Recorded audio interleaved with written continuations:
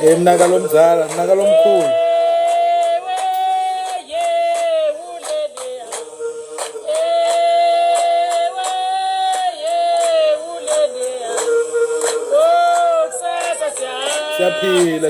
Siyaphila kunjani kuni?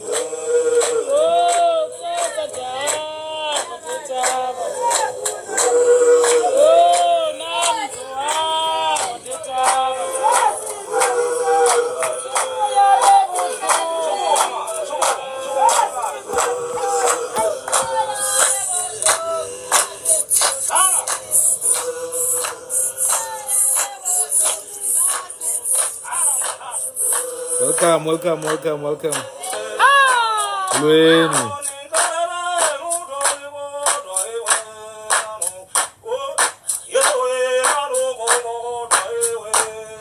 Welcome.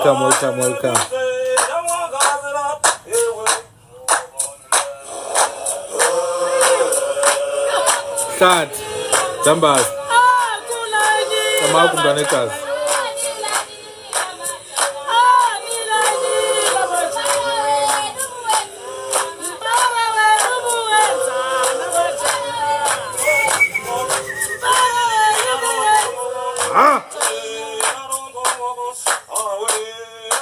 Hey, welcome my people. Welcome my people. We're just getting started. We've been doing these lives for the past few days. I think it's important that we keep the energy, we keep the momentum. We keep the momentum. There's so much to dispel, so much lies. There's just so much going on, but we have to be focused on what we're doing. We're not doing this for trends. We're not doing this for likes. We're not doing this for any of the stupid, futile reasons.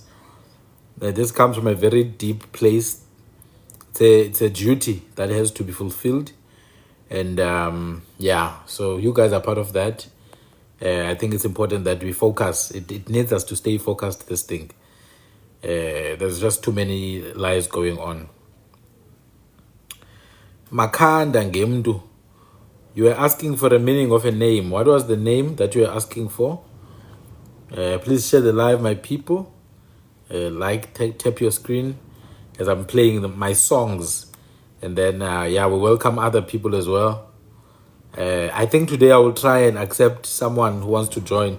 I know Shati yesterday, you wanted to join,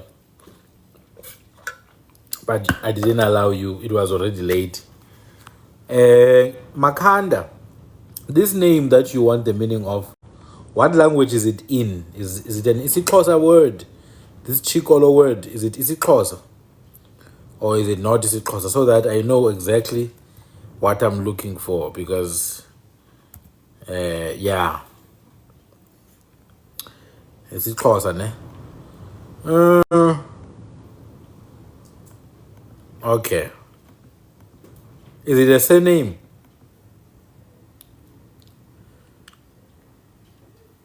Is this a surname? Because I can give you the meaning.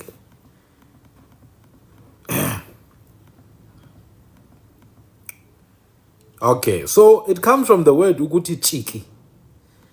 Ukuthi chiki is to turn your back or to suddenly turn around. What do we say today? Ukufulata. In isiXhosa, when you ukuthi chiki is to ukufulata, to turn around. So Chikolo is someone who betrays or who deserts, a deserter basically. A deserter, umkhek. Yeah, umkhek. Chikolo is the same as umkhek. Do you know what umkhek is? When you turn around or desert something you were doing or desert people you were with, that's chikolo. Now, chicholo, this one I grew up using it's a rascal. Chicholo is a rascal, someone who has no order. A child who doesn't listen. Parents were like, oh, the chicholo mdanam. That is called the chicholo. And then ichivela. is someone who's always lishangane. Ishangane has the same meaning as chivela. Someone who's always on the move, someone who's moving around, who's going everywhere except staying in one place. We call that chivela. Lichivela lomntu lowo. So yeah, let's play a song or two while you guys are tapping the screen, of course, sharing the live. I learned something new today. They are upping their game. Now all of a sudden, FW de Klerk is a Khoisan descendant. Hey, yo! FW de Klerk all of a sudden is a Khoisan. In fact, it's actually but that's the reality. It's they're literally descendants. They are descendants of AmaXesibe. I just wanna read the other questions. Molo Buti sengamele okay. Imvelaphi yabeSuthu bhayi. Excuse me. The name says disappear in the bushes. So there's people who are clearly good at navigating the bushes, at disappearing in the bushes when you're trying to fight them. If they go to the bushes, bazogqugqisela or bazogqugqisa. Ngogqugquka oduka namahlathi. Inkomo zika Lunju. Now ukuloba is the infinitive form. Is to cut ornamental incisions. It is to tattoo. It is to draw ornamental figures. It is to carve patterns as on woodwork, as on pottery, etc. Now, umlotshwa is a passive form of that.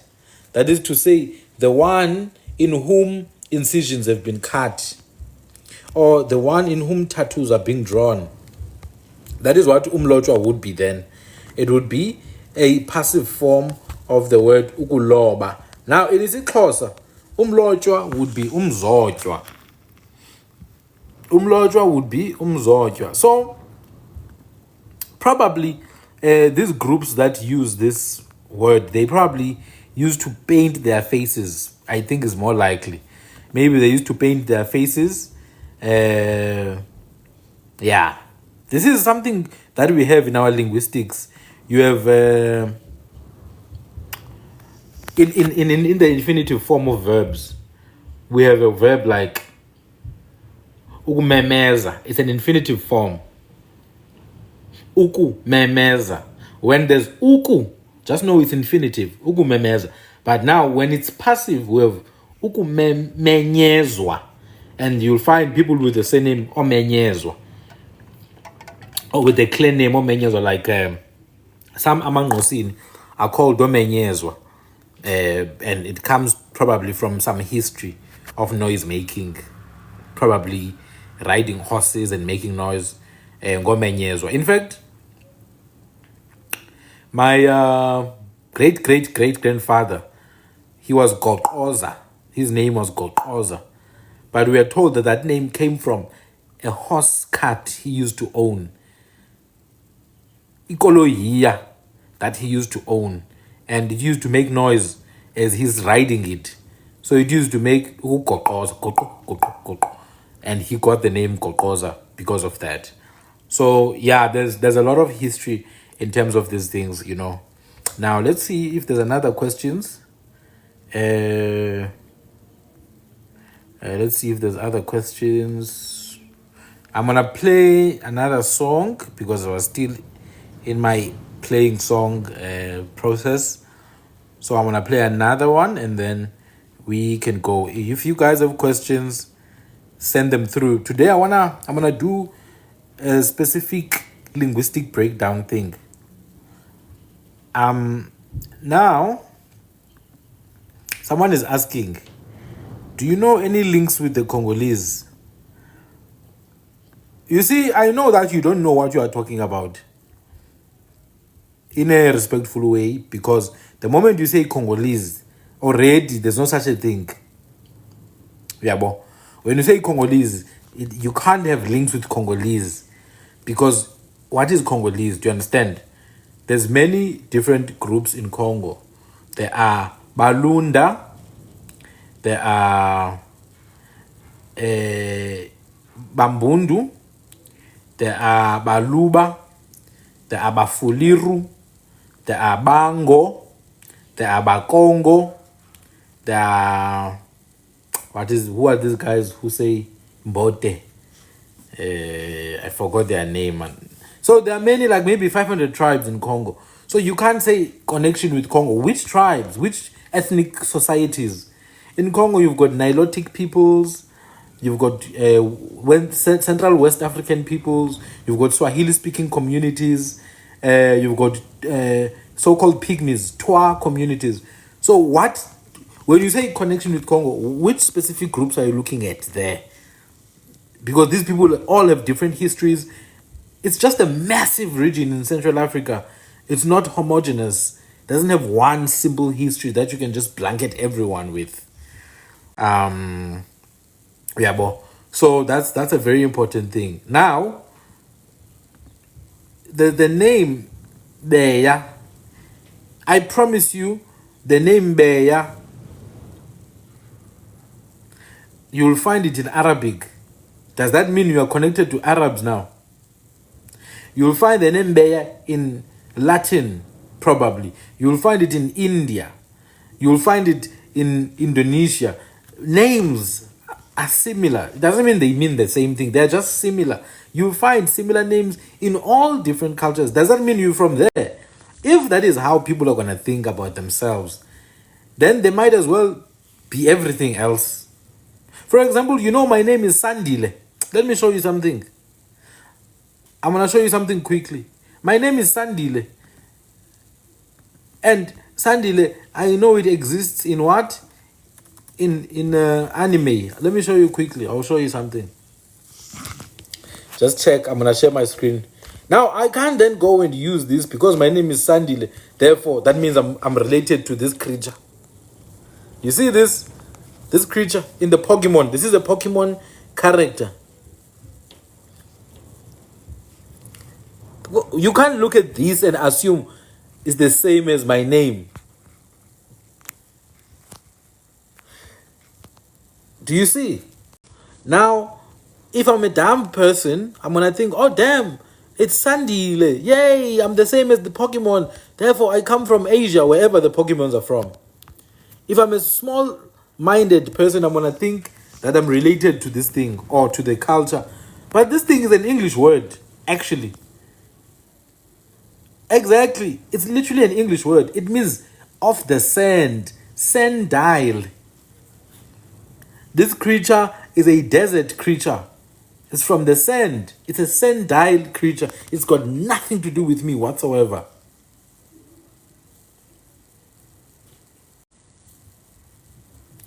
Absolutely nothing to do with it. So I'm just saying it's a very shallow, superficial way of looking at history and knowledge. Knowledge is not something you can just, you have to dig deep. Please. So you can't jump. I promise you, your surname exists. You will find it. It exists in Chivenda. It exists in Sipedi. You don't just use whatever is convenient. You go and look at it deeply. Now, surname means nothing in isiXhosa if you don't look at the clan name. The clan name is the one that will connect you to your people. It's the one that's going to connect you to your people. So now, I want to play one more song because it's important that I play these songs. They are important for me. They put me in the right place. So that I can deal with the nonsense that some people bring here. Khosi. Ngujambasa ke lona. Kumsuthu lona ngucanzi. Nguhlathi. Kulisa. Kumabona bulawe ngathi ngumthakathi. Nguzaba lona kumfene mazabiyo zabelo abafokazi. Usiduli ke lona ngungube emhlophe. Kamaguyini. My people, there's so much noise, when it comes to history and knowledge. There's just too much noise. Ah, my goodness. Where do you even start? Amachunube. Amachunube ngamagcaleka ngokhawuta. Ngamagcaleka ngokhawuta. They are Xhosa, proper Xhosa. Chunube, they are proper Xhosa, those ones. It's not very common to find them, like Amatogu. But they come from Gcaleka, from Kauta. Yeah.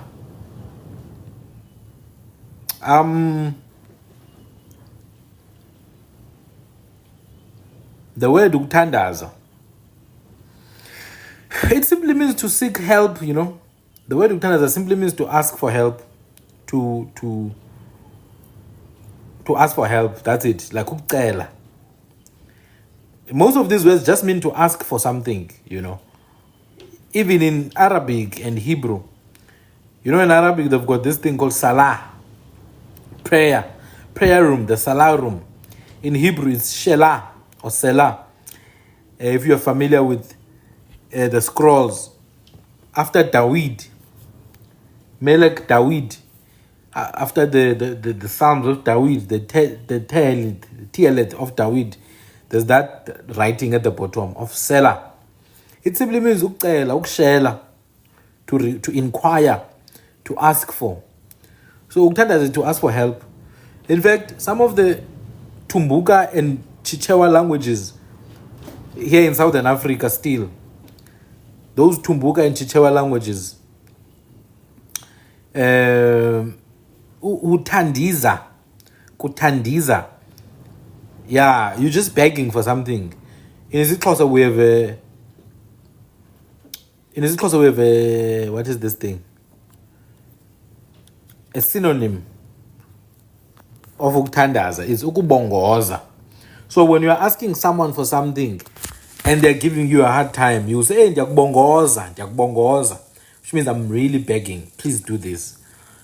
Or even you could say to someone, ndiyakuthandaza man, ndiyakuthandaza, please do this for me. So uthandaza is just to ask. It's a form of saying to ask someone. There's nothing more to it. Now, there are words that we use maybe to refer to the action of prayer or offering prayer. In my language, we use the word ukunqula and the word ukucamga. But also ukunqula, we use it to refer when you say your clan names. It's a form of ukunqula. Xa unqula isiduko, xa uzinqule. Yabona. We also call that ukunqula. Now, I wanted to talk about this Bantu and Khoisan and Bushman and Hottentot thing. Firstly, you guys, you need to know that there is not a single group anywhere in Africa that referred to itself as Bantu. Bantu is a wholly European invention. I repeat, it is a wholly European invention, just like Khoisan is a wholly European invention. So we know Khoisan is from groups such as Leonard Schultz and the Bleek and Lloyds. Same as Bantu. It comes from Bleek as well. They invented Bantu. The Germans and the Americans and the English invented the Bantu identity and the Khoisan identity. They invented it. So it's not even worse here in South Africa. It's not our identity. Even more here in South Africa. Even more, it is not our identity. I've seen now people in Central Africa have taken this identity and carried it with them. Everything now, it's Bantu. Oh, I'm a Bantu this. It's a reactionary behavior because they're being insulted by Somalis. They're being called Jarir, you know. So as a reaction to differentiate themselves from Somalis and from the Sudanic peoples and from the Tutsis, they've adopted this Bantu thing as some differentiator. But the truth is that these groups are too diverse to even differentiate with one blanket word. You can't just take anyone who's not Tutsi and not Somali and not Ethiopian and not Eritrean, call them Bantu. It's not a real thing. For example, go to Ethiopia. You've got the Amharic-speaking Habesha peoples. The Amharic-speaking Habesha peoples. And then you've got the native African population of those lands known as Oromo. The Oromo are not called Bantu. They are just called Oromo because that is how identity operates. The Oromo have not been infiltrated by the invention of the Germans and Americans and English, the invention of Bantu. So they still are referred to as their identity, Oromo, that's it. Now, even in Eritrea, the native people of Eritrea are still referred to with their native names. Now, that's a good thing because that means they haven't been infiltrated by the European labels. So all the groups that still are referred to by their native names, they should be happy. Now, the Bantu thing, even the people who invented the name Bantu, they themselves accept that it can't be used as a race or an ethnicity. Even the inventors of the Bantu title tell you that it's not something that can be used to refer to a race or an ethnicity because it just was never the point. The point these guys were trying to make is a linguistic group. Now, this linguistic group has become a replacement of race. It has become a replacement of race. No, we are not Bantu. We can't be Bantu because we don't have that. I'm not Bantu. Let me put it like that, guys. I am not Bantu, so please, you can leave me with that nonsense of Bantu. I'm not Bantu. I am Umtu though, as an individual. Kimutu na. Kimutu. I'm kwe. I'm kui. Dingumtu. I'm not Bantu though. I don't know who created. I was not there when they were creating this Bantu thing. You guys can take it if you want. You know, it's 2026 now. I'm not gonna be begging anyone. If you are Bantu, go to Mosia's don't what live and create new history that never existed, like these guys keep on doing every day. But I'm not Bantu, and this live is not gonna waste time talking about that nonsense.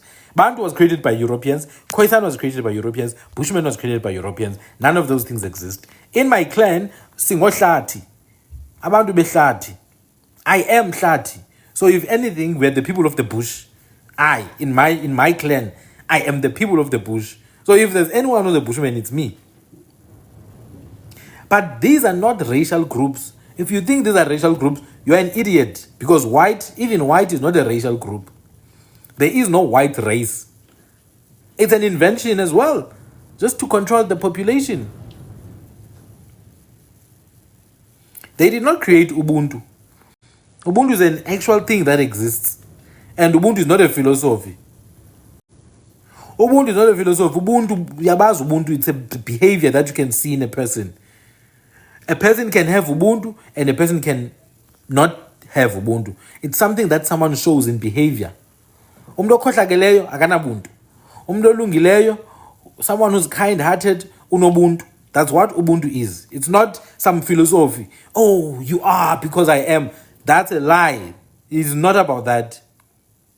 It's a behavior. It's a thing that you do practically. And it's not I am because we are. Ubuntu, it says a person is a person because of other people. Umntu ngumntu ngabantu. It doesn't say ndingumntu because singabantu sonke. It doesn't. Umntu ngumntu ngabantu. It can't be translated. It cannot be translated. So, but Bantu as an ethnicity is a white European invention because they could not understand. Before there was Bantu, there was Kafir. Before there was Bantu, there was Kafir. Now, what is Kafir? You do know that there were native people who accepted that they were Kafirs. You do know that. Umsholozi, Ungamalala. He talks about a story when he had just moved to Joburg. And there was this Afrikaans person. Who was talking to Zuma, but Zuma didn't understand English. So he was responding in Isingese, in Zulu, sorry. I'm not sure what Zuma was saying, but the Afrikaans guy did not understand. So he asked him, what say yay, kafir? What say yay? What say yay? Now the translator, a Zulu man, was asking Uzuma, Utini kafir? Utini kubas? Huh? Utini kubasi kafir? So there were native people who had accepted that people who look like you and me are kafirs. It was there before the whole thing of Bantu. If you could go to any village at that time and ask these people, what are you? Are you guys Bantu? They were like, what is that? Hayi thina singabaThembu. Oh, hayi thina singaMaMpondo mse. No, thina singaMaBomvana thina. Hayi thina singamaqwathi. We are Qwathi, we are Thembu. It's not Bantu. To differentiate ourselves from animals and from other creatures, we called ourselves Abantu. But it was never about race and distinguishing from. No, man, it was never about that. The way it's taken today, it's a colonial identity. It's a replacement of kafir. Even kafir simply means those who conceal the truth, you know. It comes from a root KFR that you find in Hebrew and in Arabic. The word kafir, kufara or kafir. It means to conceal, to hide something, to conceal it. No, it's not Muslim. It's actually, it's just a word. It's a normal word. Ukufihla, kufir, or kafir. It's a word. You find it in Aramaic. You find it in Hebrew. You find it in Akkadian. You'll probably find it in other languages like Persian as well. Remember, Islam is a new thing. Before Islam, the language has always been there before Islam. All these languages were there before religion. This word existed before Islam. It existed before Judaism. It existed before Christianity. It simply means to hide, to conceal something. Now, it was used for religious purposes to mean those who hide the truth by disbelieving. And therefore, by extension, it meant the unbelievers, the pagans. But in its purest sense, it simply means to hide. That's it. Ukufihla, kafir. To hide, to transfer something. In fact, there's a long history of this. But if you understand language, man, a lot of things start making sense, you know. A lot of things started making sense. This word was not invented by Muslims. And it was not invented by Hebrews. It was there before them. It's a word. It's simply a word that means to hide. But it was used now in South Africa in a racial sense. It literally was used in a racial sense. Before you had Bantu, kafir was what was used to refer to, particularly so-called Xhosa people, Gunukwebe people, and so-called Hottentots. It was used as a race. Now, they replaced it with Bantu. This is where Bantu education comes from now. Bantu stands, Bantu education. Do you understand? It was a replacement. Now the ANC government, which has now become the government of national unity, has replaced Kafir now and Bantu with a new label, Black African. So now you have changed. You're no longer Kafir, you're no longer Bantu, you're Black African now. And you didn't have a say in it. It was just decided for you. After the ANC, maybe there's going to be a new party. The party is going to decide, no, you're no longer Black African now. You are something else. Do you understand, guys, the nonsense?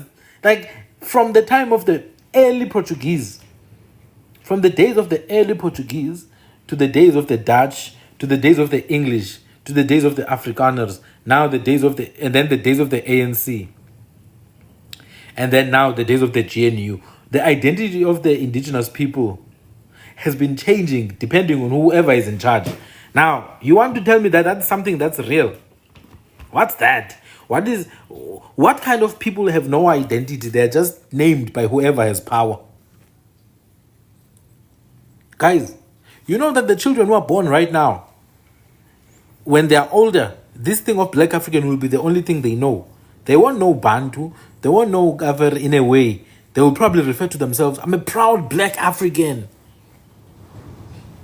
In their own motherland. In their own motherland, in their own ancestral lands, they get told who they are. And this is exactly what most of South Africans are fighting for. You guys are fighting to maintain the labels that you are given by Europeans and European systems. Now, I tell you that all these labels are lies.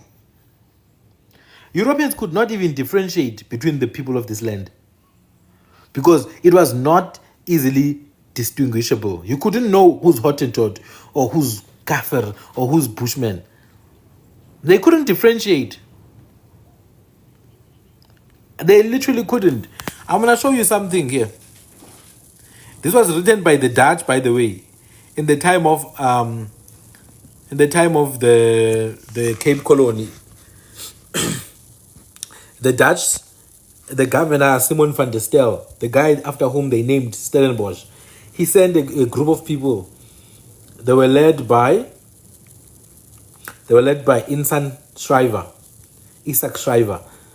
He met people in the Eastern Cape. Let me read it for you. You will see.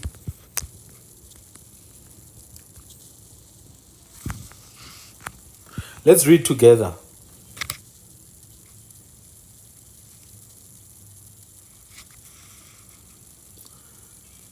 I want to start where there's a sentence that I can read. This is Thursday. It's 1689, I think. It says here, before me, Peter de Gagliardi, provisional assistant, and by the authority of the commander, performing the office of secretary during the voyage to Natal. So they were going to Natal from the Cape Colony. They were going to Natal from the Cape Colony. They were looking for guys off the shipwreck Stavenice. Right? This is what they met on the way. They're explaining that all sailors on board of the packet of Centaur appeared Jacob Cornelius of Haarlem, from Haarlem, the Netherlands, a carpenter. All sailors of the wrecked ship Stavenice, who in the presence of 2 commissioned members of our ship's council declared and attested upon their faithful word as men in lieu of oath that those in command of the said vessel have asked us individually as well as in general in the name of the Honorable East India Company first earnestly whether anything profitable for the company was to be procured in that country.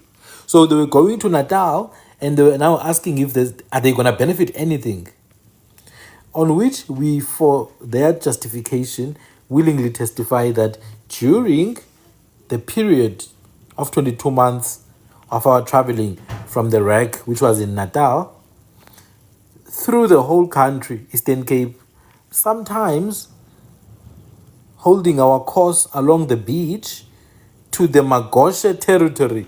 Now, the Magosha is AmaXhosa. So these guys traveled from Natal all the way to Cape Town. In fact, they traveled from Pondoland all the way to Cape Town. They used to call Pondoland Natal as well. They met there. They went to the AmaXhosa territory, which they call the Magosha territory, under the government, under the government of a certain king called Magama. The king was called Magama. We know that in 1689, AmaXhosa were under a king called Togu. So Magama must have been some praise name of Togu. It's 1689, AmaXhosa were under Togu. So this must have been a praise name of Togu. So AmaXhosa, they were under the government of a king called Magama, where we were stopped in our journey and detained. And these are Dutch, by the way, in 1689. We could discover no profit for the company, still less any haven or river fit for the reception of the company's smallest packet, but that the beach is generally very foul and full of steep rocks. So they're saying that the so-called wild coast was very hard for them to dock their ships, so they could not build a harbor as they wanted. Now, I'm gonna go down. I was just giving you guys context. Now it says on Wednesday, the 11th of February, there was fine weather, wind is above. This day, the men of the Stavenice signed the annexed declaration, course and distance west by south, south 36 miles, latitude 33 degrees 42 minutes. These men related to us the sufferings, hardships, and dangers which they had sustained during their journey from the wrecked ship. So this is basically the journey that they had to take from AmaMpondo to the Cape Colony on foot, and which may easily be imagined. For it was not enough that the poor fellows were in daily risk of being drowned in rapid streams, by which two lost their lives or devoured by ferocious animals. The supposed fate of two more of their number, who, being unable to proceed further, sat down and are believed to have long ago served as food for a lion or bear. Now, we don't have bears here. It's probably a hyena. Or otherwise miserably perished. But for the aggravation of their misery, they were ill-treated by those barbarians. Now we are the barbarians, and inhumane heathen, robbed of all their property, beaten and exhausted. Now in these people lie a lot. They lie a lot. Why? What were they doing in our land? They didn't even ask for permission. And they want to be treated with what? Want us to come down and bow before them? To hell with that. They were treated properly, actually. I like it. It says they passed through 5 sorts of Hottentots. Guys, I repeat. They passed through 5 sorts of Hottentots. It doesn't say 5 sorts of Bantus. Do you understand how these titles change as the Europeans wish? Who are these 5 Hottentots that they found in the land of the Xhosa and in the land of the Mpondomise? They passed through 5 sorts of Hottentots, among whom they found some so simple that they assisted with the sailors to carry their weapons. Named, now these are the names of the Hottentots, beginning from the place of the wreck, they found the Sembos. The Sembos is AmaSembo. The Sembos is AmaSembo. Who are they? They are one of the 5 kinds of Hottentots that the Europeans saw. Read carefully. They passed through 5 sorts of Hottentots, named the Sembos, AmaSembo. The Mampondemuses, AmaMpondomise. 1689, they first met the AmaSembo, and then they met the Mampondemuses, AmaMpondomse. And then they saw the Mampontes, AmaMpondo. AmaMpondo.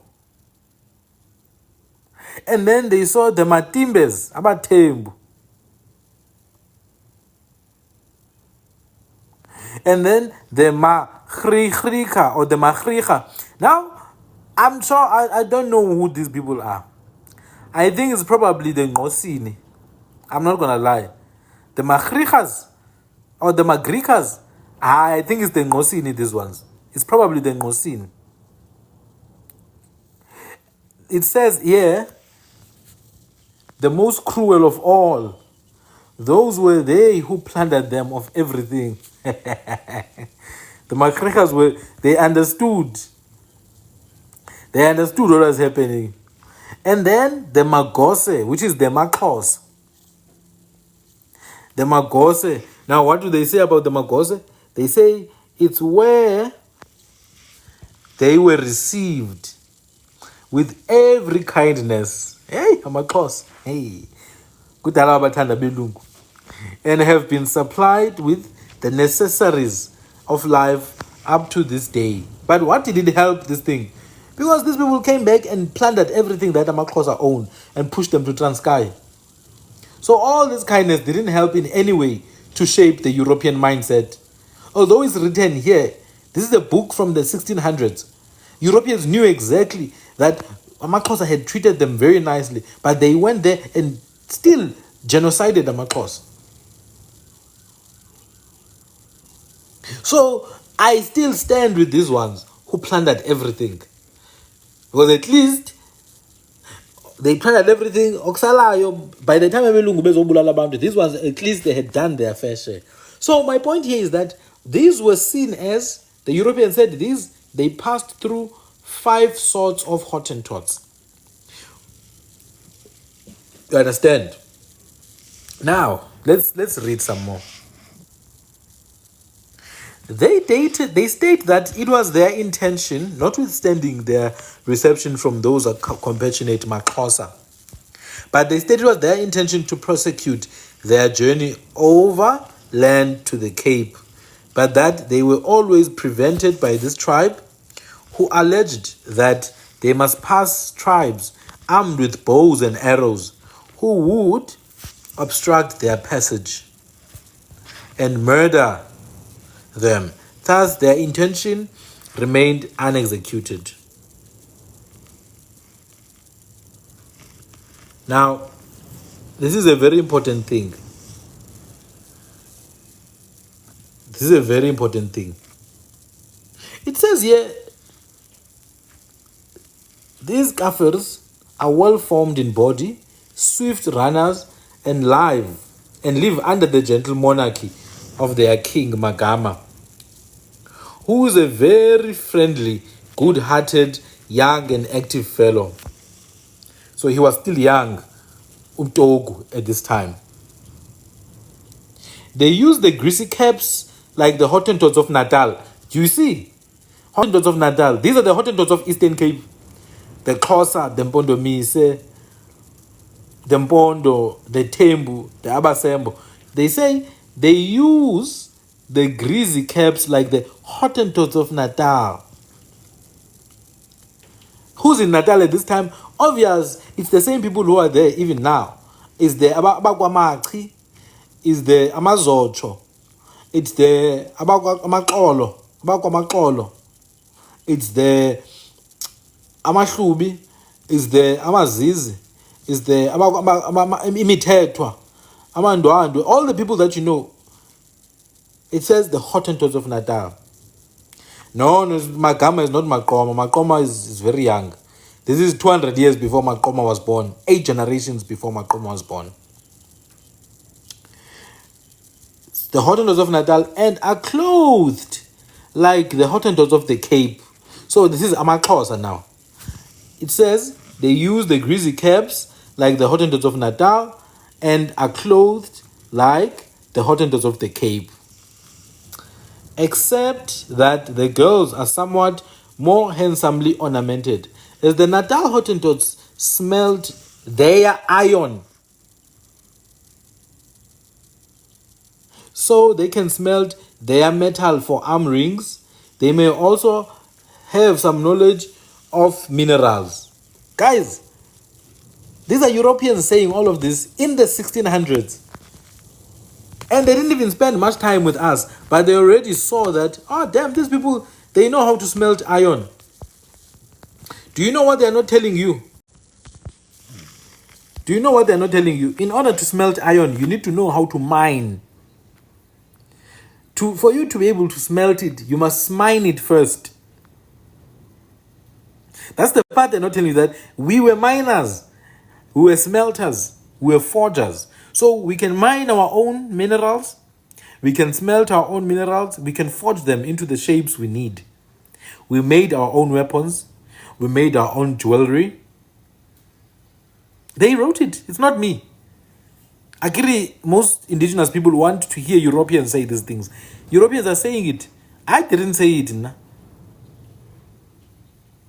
I didn't say it. They are the ones who are saying it, guys. Do you believe it now? So I'm going to get to the point that these people did not differentiate between Kafir or Hottentot. For them, it's the same thing. For them, Kafir and Hottentot was the same thing. That's why they are calling AmaMpondo, Tembu, people of Natal, all these people, they're calling them Hottentots. They even say AmaXhosa used to dress like the Hottentots of the Cape, and they used to smelt their caps like the Hottentots of Natal.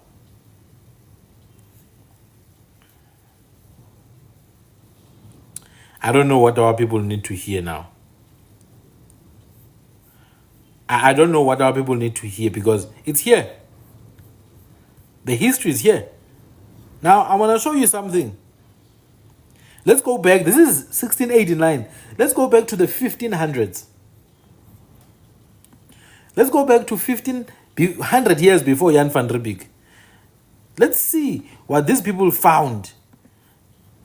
Because many of them were wrecked on ships here. They were wrecked on ships here and they saw things and they wrote them down. Let's see what they found.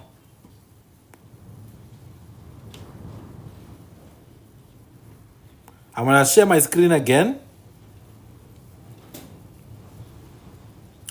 And you're going to see. When I share my screen,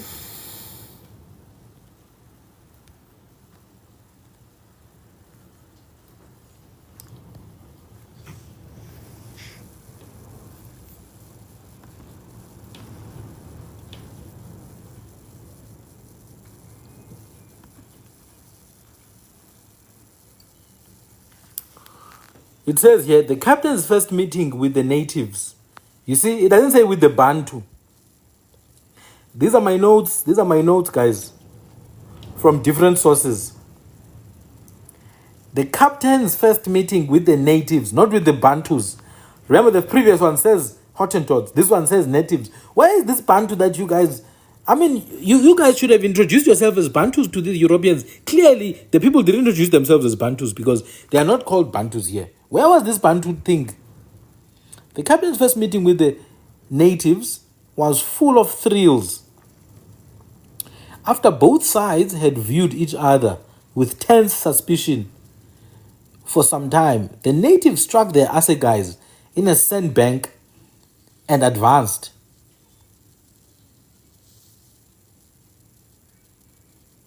These are my notes, I'm telling you. Why would I be lying to you? What am I going to benefit? Aibo. These are my notes. It's literally Google Keep. It's a notepad.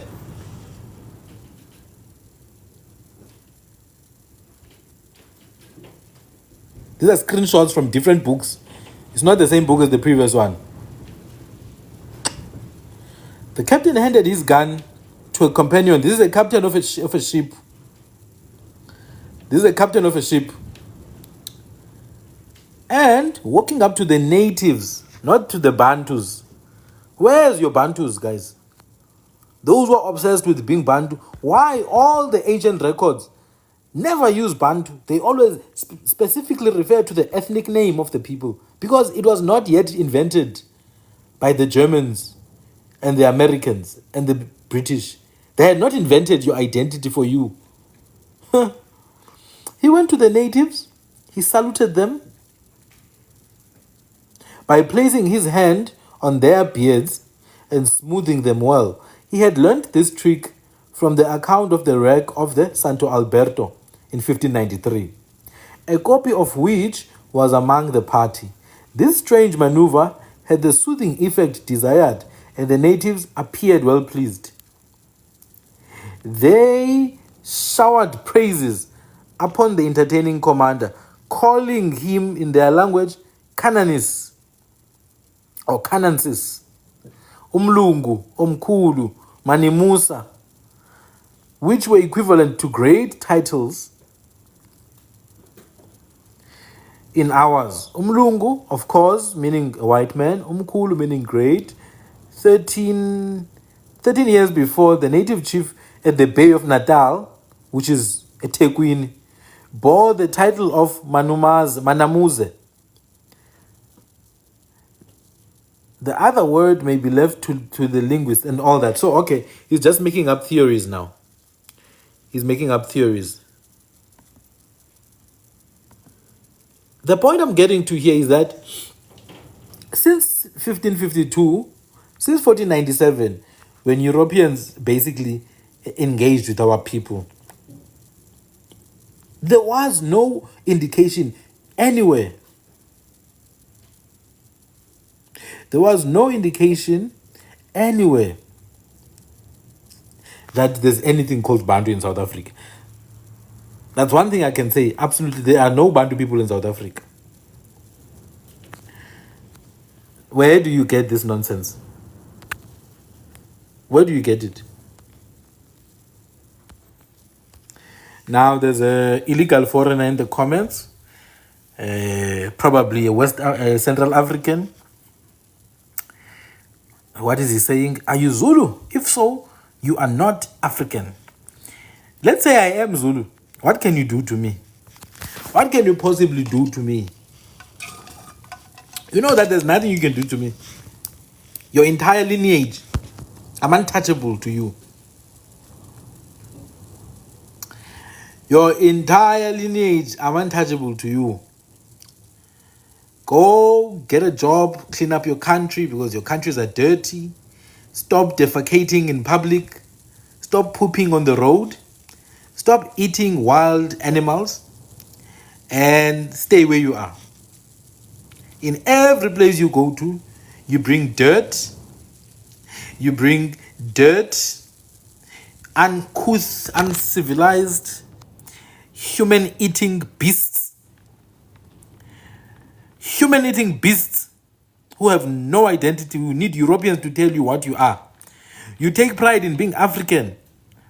You don't even know what the word Africa means in and of itself. It's not even a sub-Saharan name. It's a name from North Africa. In a place called Ifriqiya. You've appropriated a North African name and you're calling yourself that because you have no sense of identity. That is the truth. Get better, improve yourselves so that people from other places are happy to host you in their places. This hatred that you are harboring because everybody doesn't want you in their land. You can't hate people for not wanting a virus in their midst. You can't. So stay with your Africa. I want to stay with Ubuntu Bam. I'm happy with that. I'm more than happy with that. There's another one, another stupid comment. Let me deal with it fast. Where is this person? Bantu people are born from Koi by the fallen angels, the Anunnaki. Yo, I know, my brother, you need to stop taking drugs. When you are absolutely a nutcase, I'm not even going to respond to you. You just need to stop taking drugs. Stop taking drugs. That's it. There's nothing else I can say to you when you are high and it's the dangerous, low quality stuff. Stop taking drugs. Go to the gym. Get clean. Maybe in 18 months we can have a conversation. For now, you've risen like a 3-year-old. And there's nothing I can talk to you about. You are sick in the head. You are sick in the head. You need a proper detox. If you need some herbs, I can give you a list. Just inbox me, okay? Good.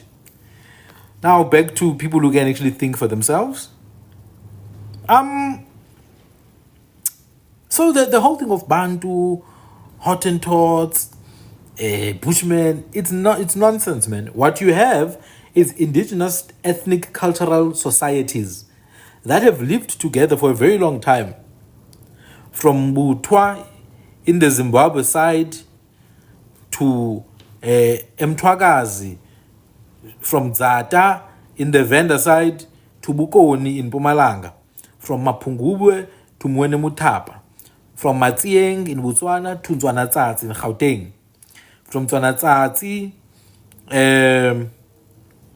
to, Embo in Natal, from Embo to AmaMpondo, from AmaMpondo to KwaGcaleka, from KwaGcaleka to... These are groups that have lived together. In all these societies, it's easy to find people that are related to each other. That's it. In Eastern Cape, you find Abantu called Abeshwawu. In KZN, you find the same people. In Mpumalanga, you find the same people. In Zimbabwe, you find the same people. They are so-called Bushmen of Zimbabwe. The Chwawu. The Chwawu. So, it doesn't matter if someone is in some so-called Bushmen or so-called Hottentot or so-called Bantu. All these three things are not real. What you do have, some people keep cattle, some people don't keep cattle. Some people do more long-term settling, agriculture. Some people don't.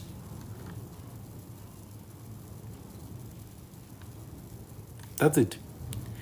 Now, let's answer the Bantu thing first. It's not a real thing. There are indigenous cultures of Africa from west, north, east, central, and south. West, north, east, central, and south. They are indigenous cultures.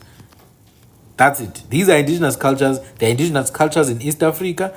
There are indigenous cultures in Central Africa. There are indigenous cultures in North Africa. There are indigenous cultures in South. We are the indigenous cultures of the South. There are people who are indigenous cultures of the East, all over Africa, right? That's the thing. These are cultural ethnic groups. Now, were there people from other cultures who joined us? Say maybe from East Africa? Possibly. That's very possible. It's possible that there were people who came from East Africa. But here's the thing. You can't say Tanzanians came here. That would be a lie. That would be a lie. There are certain groups that would have come, let's say, through Zambia. They are generally seen with archaeological evidence in areas like Kalundu and Urewe. There are archaeological artifacts from like 3000 BC. That's like 5,000 years ago in Kalundu and Urewe, showing certain cultures, certain tools, certain pottery of groups that would have been Central African in origin. And these groups are seen as mixing with the groups that already existed in Zambia. This is ancient stuff, 5,000 years ago. So how does someone say Shona people come from Tanzania when this thing is something that happened 6,000 years ago? Certain populations, and we only speak based on archaeological evidence from 3000 BC, which is 5,000 years ago. We only say, no, there is evidence that there were certain people who share some cultural artifacts with groups in southern Tanzania. You know, Tanzania is not very far from Zambia. So it's not unimaginable that certain groups would have entered the Zambia route, possibly pushed other groups to come and infiltrate what we call Zimbabwe today. But Zimbabwe is not empty. There were already people there. They're still there even now. That's why you've got names like Butwa, names like Umtwagaz, Yoshuawu are from Zimbabwe. There are groups that are known to be foreign in origin. Even in Zimbabwe, there's a group known as the Zimba people. The Zimba people. These Zimba people are actually from Congo. I know that. The Zimba people are not originally from Southern Africa. They are originally from the Congo region. Who are they? They are the people of the leopard. That's the name. They are Abengo in Congo. That's their name. Abengo. Ngo is the name that they use there for the leopard. Ingwe. Or Lingau. So these people came and penetrated through the north of Zimbabwe, and they were called the Zvimba people. Zvimba is what you also call Simba. It's basically a powerful cat. That is the one group I know that is known to have come from somewhere else. But the truth is, if you look at the data, even those groups in Central Africa, genetically they descend from populations that were Southern African. We always explain this, that we have the oldest DNA haplogroups here in Southern Africa, the AA, which gave birth to the E1B1A and the E1B1B. That's the male haplogroup. And then the female haplogroup, we have the L0, L0D, L0K, which gave birth to the other groups. So either way, any indigenous group in Africa would have been born, at least in the past 70,000 years, would have been born from the groups that are in South Africa right now.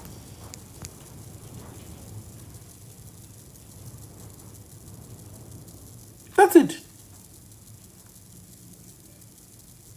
So Central Africa, West Africa, East Africa, the original people of those places, genetically, and I mean original people, because right now if you go to West Africa, the DNA is not make sure in West Africa.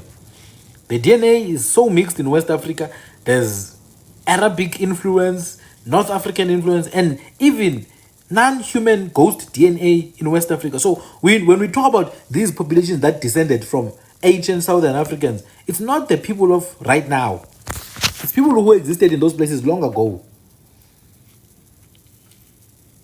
We are the only region in Africa that still maintains. We're the only region in Africa that still maintains the oldest and purest.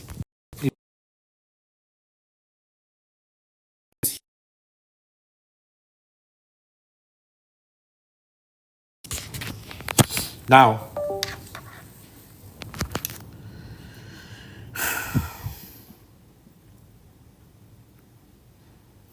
there's nothing that links South African cultures to Central Africa.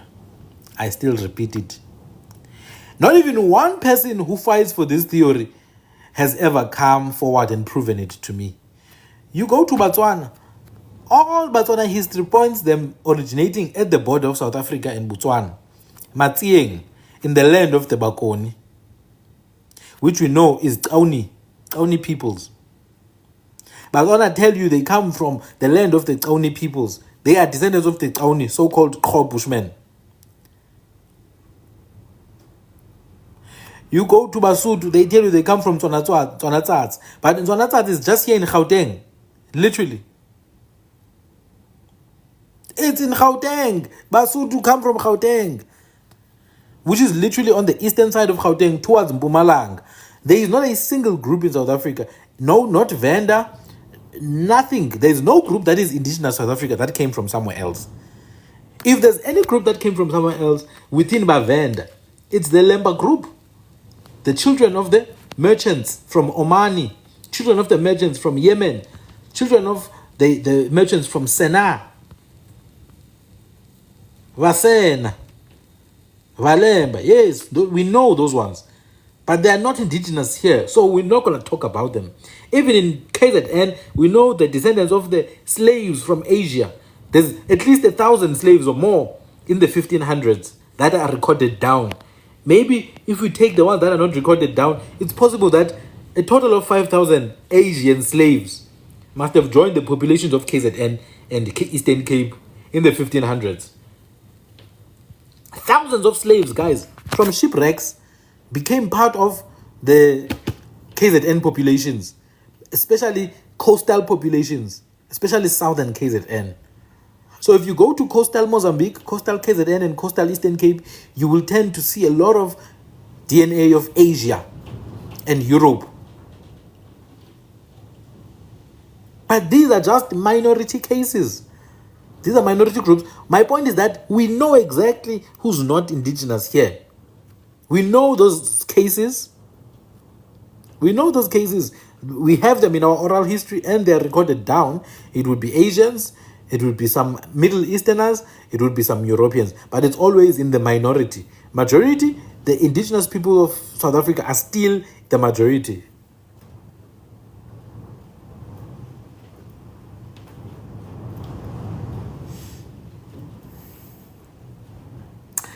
Ningizimu, hey, I've explained it so many times. The best thing to do, guys, sometimes is to just go and watch my YouTube videos. I've explained it so many times, you know. So many times. I just think people just want to hear what they want to hear, honestly. I think people want me to say, it's the land of the gods. The gods were roaring in South Africa. I think that's what people want to hear. Guys, there's a difference between history and fantasy.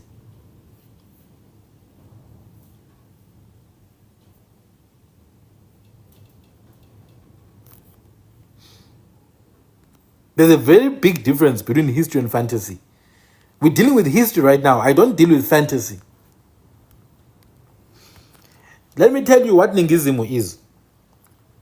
It is the South, particularly. Yes, it's true, it's a compound name from Ningi plus AmaZimu. In this sense, it says place of many cannibals. Now, let's look at the different meanings. It says the South, it's called the South because of the winds and the storms and the fogs associated with cannibals coming from the south. It's also the southwest wind or storm. So Ningism is also wind and storms, not just the south in itself. And this is why I'm not against the name Ningism, because it's in reference to the winds, to the storms, and to fogs. It's also the name of a southwest wind that rides through the waves of the sea. That wind is called Ningism. It's also a species of felled herb used as a charm against storms and to bring rain. So Ningism has to do with storms and rain. Are you guys listening? It has to do with storms and rain. Like all the instances in which the name Ningism is used, it's used to mean storms and rain. Now, someone once asked me, what is the name of South Africa in some of the older Khoi languages? I said it's Ngaremap, from the word Ngare, which means ingele, cold, frost, snow. The place with frost, the place with snow. It's the same thing with Ningizimu, the place with storms. The stormy place, the place with stormy winds. That's what Ningizimu in essence translates to. Same with Ngaremap and Ngeleni. Now, if you look at a place like Qwaqwa, it's also the same, because Qwaqwa is in reference to the peaks of the Inkahlamba or Ukhwahlamba, as Nkahlambeni, the Drakensberg mountains. The peaks that are always covered in snow, they have Iliqwa. So all these old names tend to reference Iliqwa, snow, frost, or cold winds. So Ningism is in essence in reference to that. I know many of our people want it to be about gods and giants. But unfortunately, guys, I'm not discounting those folklores and mythologies. I'm not discounting that AmaZimu and all that are things that feature in our history. They do feature. A lot of the times, some of these things were actual people. AmaZimu. A lot of the times, they were actual people who were big, who were soldiers, who were warriors, you know. Today we see them as gods. For example, look at izibongo zikaShaka. Bathi lilembe eleqa amanye amalembe ngokukhalipha. Lilembe eleqa amanye amalembe ngokukhalipha. There's a story, uShaka went and defeated a crazy man called Ilembe. A guy who was feared by everyone. Shaka went and defeated this guy, and he jumped over him, which was a tradition in those days for spiritual purposes. He was a big giant. So Ushaka wameqa, he jumped over him. Therefore, he took his name. Ilembe eleqa amanye amalembe. What is Ilembe? It's simply Izembe. Remember, LZ interchangeability. When you say Ilembe, it's the same word as Izembe. Just like we spoke earlier, Umlochwa is also Umzochwa, the one who's painted in the face. You understand? So sometimes these things are actual people. It's not even gods in the sense of some alien species. Sometimes it's just real people who used to exist in the remote past. Yabo, they were violent. They used to spill a lot of blood. Like the ones I mentioned, AmaZimba, the guys from Congo who invaded Zimbabwe, who invaded Zambia. It's written down, by the way. The Zimba people invaded Congo and Zimbabwe in the 1500s. It's not a very old thing. It's from like 500 years ago. There was Zimba, who are the people of the leopard. They invaded Zimbabwe. So even the name Zimba and Zimbi also refers to a cannibal, a monster. So I'm just saying there's a lot of nuance in these things. I know it's exciting to think about giants and gods and all that, but there's also nuance of observable, objective reality. So ningizimu, yes, it means amazimu, amaningi. Many cannibals, many giants. But in this instance, it refers to the wind that comes from the sea southwards. It's a wind that comes from the sea. It's called the southwest wind. It comes all the way from the Cape, the southern Cape. Ngaremab, it means ingele, cold. Ngaremab, the land with ingele. Umhlaba onengqele, ingqeleni. Snow, we know we get snow in South Africa because we've got these high mountains. The Great Escarpment. The Great Escarpment from Lesotho to Eastern Cape, places like Matatiele, Stegspruit, those places get snow. But even as far as Kumatole, in what is called Ciskei, where I'm from, there's a place called Hoxbeck. It gets snow yearly. But even further than that, towards the Western Cape, there's mountains there known as Sneerberg Mountains. Sneerberg Mountains. Those mountains are literally snow mountains. That's what they are called. Queenstown, Ikomani gets snow. So we are a place that gets snow. That's why the Portuguese called Cape Town Cabo Tormentosa. Cabo Tormentosa. The Cape of Storms. So these are the things that are confirmable. You can test it. You can see it across different cultures. There's a constant theme of storms and winds and snow and cold. Therefore, the names of South Africa tend to refer to that. In fact, in Eastern Cape, there's more than one place with the name Engqeleni. More than one place. There's a place called Engqeleni where you find AmaMpondo means AmaBomvana. In KwaXhosa, there's a place called Engqele. I know that place. Ngqele is Ngare. It's Ngare. So a lot of the names of South Africa are in reference to that, the cold place. South Africa is cold, guys. And it's dry. We don't get a lot of rain. I know people think we get rain. We don't. Just go to the Google Maps, look at South Africa, and then look at Central Africa. You will see we're a dry country. We're very dry. That's why we have a big Karoo. A big Karoo. Karoo is simply a queer word. It's Karoo. It means dry. You find this word in CPAD as well. Yeah. It's a windy, cold country. And most of the indigenous names are in reference to that. Now,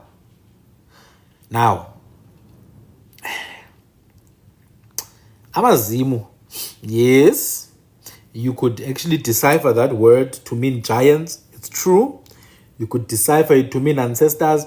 You could decipher because it's in reference to Badimu and giants, Madimu, and the ones who are high, Mudimu, the one who's high, Mudimu, because Hudimu means high. All of that. But we must not escape reality, guys. We must always deal with reality. Look at facts. Yes. You see, I like this user here. Sources state that Wazimbi aligned with Portuguese. That's likely. Because the Zimba people, even in my Xhosa oral history, I learned about them. That they were a very violent group of people. They were a very bloody group of people. Yes, these are the prisoners of breakwater. These are Khamkaqe. These are proper Khamkaqe. These are Amaqam, so-called Kham people.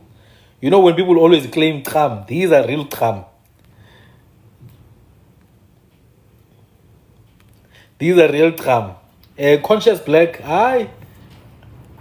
Just inbox me. Conscious Black. I'm around. You inbox me, you let me know. You see these beautiful people, they always remind me of Ubonga, Bonga, the homeless guy. They always remind me of him when I look at these features here. Very nice features.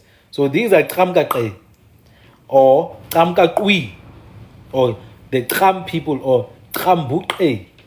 This is what we say when you look at the Abatembu, your Mandelas, your Dalinjebos. This is their blood sake. These are their people. All my lives on YouTube, all of them. Go to my YouTube channel. Go to my YouTube channel, you'll see my lives there. So I wanted to share that the word Hottentots, the word kafir have been used interchangeably over time. There was no real label labeling a specific group of people as kafir or a specific group of people as Hottentot. It was really just Europeans who tried to use these stupid labels. The indigenous people of this land have always been indigenous. And we know exactly who came from outside. And this is my point. We know who came from outside. It's in our history. We know the Lemba people came from outside. We know the descendants of Europeans. We know the descendants of Asians. We have clan names for them. AmaMolo, the people of the Maroons and the Moors. Abelungu, the Portuguese descendants. French, Irish. We know the Dawkins. We know the Roscruces. We know the Ogles. We know why then all of a sudden now there's a new history that says, oh, Kwati, you came from Congo. The Kwatis came from Congo. It's new. How come we don't know about it? We've always been here. I should know that history. You see, there's a descendant of Abelungu here. There's a Portuguese descendant here in the comments. You see, we know. We know these people came and we incorporated them. We incorporated them into our society. We live with them. We do culture together. That's it. These are descendants of European shipwreck survivors. Oskoji, yes, Oskoji. The Scottish people. The descendants of the Saunders. In fact, one of my teachers was from the last name Bantom. Bantom are British. I also know people known as Bam. Abantu bakwa Bam. They are also, it's a British surname as well. Bam. Now, Omlungwana, I actually think Omlungwana Akwe. I think Omlungwana Akwe. I just think they were just being teased. For example, we tease people who are light skinned. There's a guy I grew up with. He was called Umapulwana and he hated it. Basically, little Bur, Little Bur. He hated it. But he was not a Bur descendant. So sometimes we tease people because of how light they are. And we call them Ama Upulwana, Soma Bulu.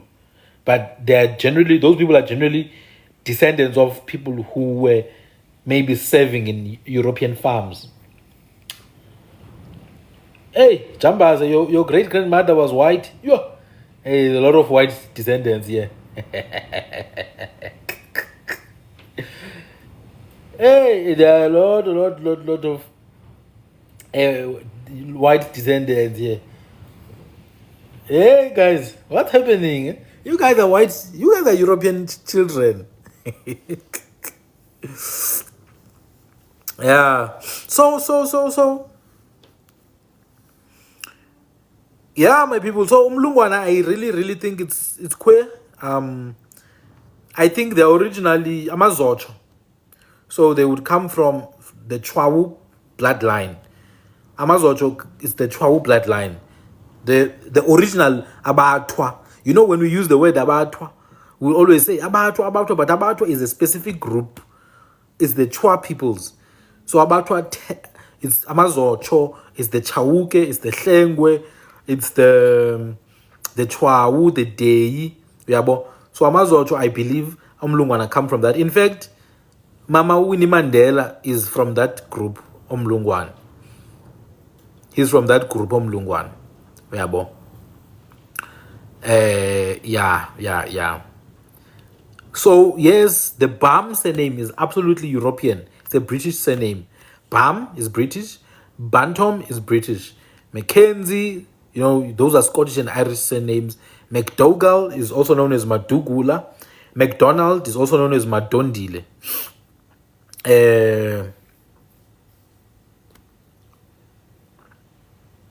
Does being light skinned mean your ancestors are mixed? Are you implying that in Sundu Song Dala? Well, not necessarily. Being light skinned doesn't necessarily mean your ancestors are mixed. It doesn't mean that. There are a lot of native populations that are light. Mixture is not based on skin color only. In South Africa, it's a normal thing to be light skinned with very strong native features, with a very big flat nose, very tough coily hair. So light skin doesn't mean that. It's just that we used to tease people who are light and call them Ibulu. That's it, because they look like AmaBulu in terms of skin. But being light skin has nothing to do with being mixed. It's just genetics, There's a gene for skin color. There's literally a gene in the body of a human. So you could get the color, it's your melanin, basically. It's your melanin, depending on the degree of your melanin, and what your kids will inherit. Some kids will get the dominant gene, some will get the recessive gene. For example, people with albinism, those people are not mixed, but they are literally white. They are pale, but then they're not mixed. It's not just people with albinism. There are people which we used to call Onwele Zelanga, the children of the sun, the people with the hair of the sun. Those people are actually orange. They literally look orange, but they are not mixed. Yabo. So yeah. However, there are people who are mixed. They are, but it doesn't mean when you are light skinned you are mixed. Nah, it has nothing to do with that.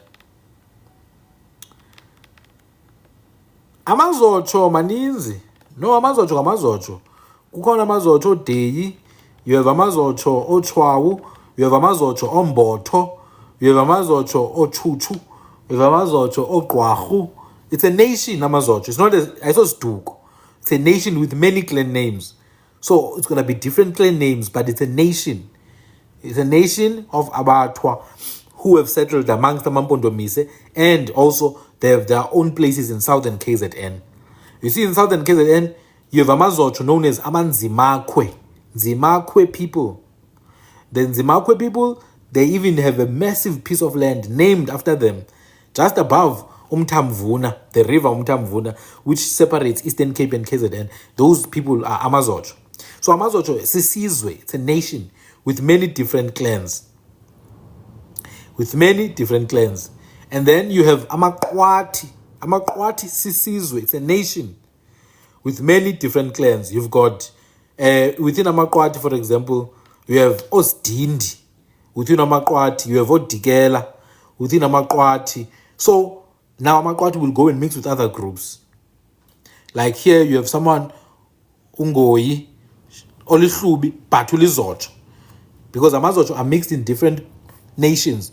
You'll find Amazocho with AmaMpondo Mise. You'll find Amazocho with AmaMpondo. You'll find Amazocho with Abanbagwamachi. You'll find Amazocho who are living on their own in southern KZN. And that's the thing, guys, We've mixed so much. But I think I'm going to stop there. Before I stop, I wanted to share something. Today's session was actually meant to be a language lesson. I don't know what distracted me. It was meant to be a language lesson. I want to show you guys something.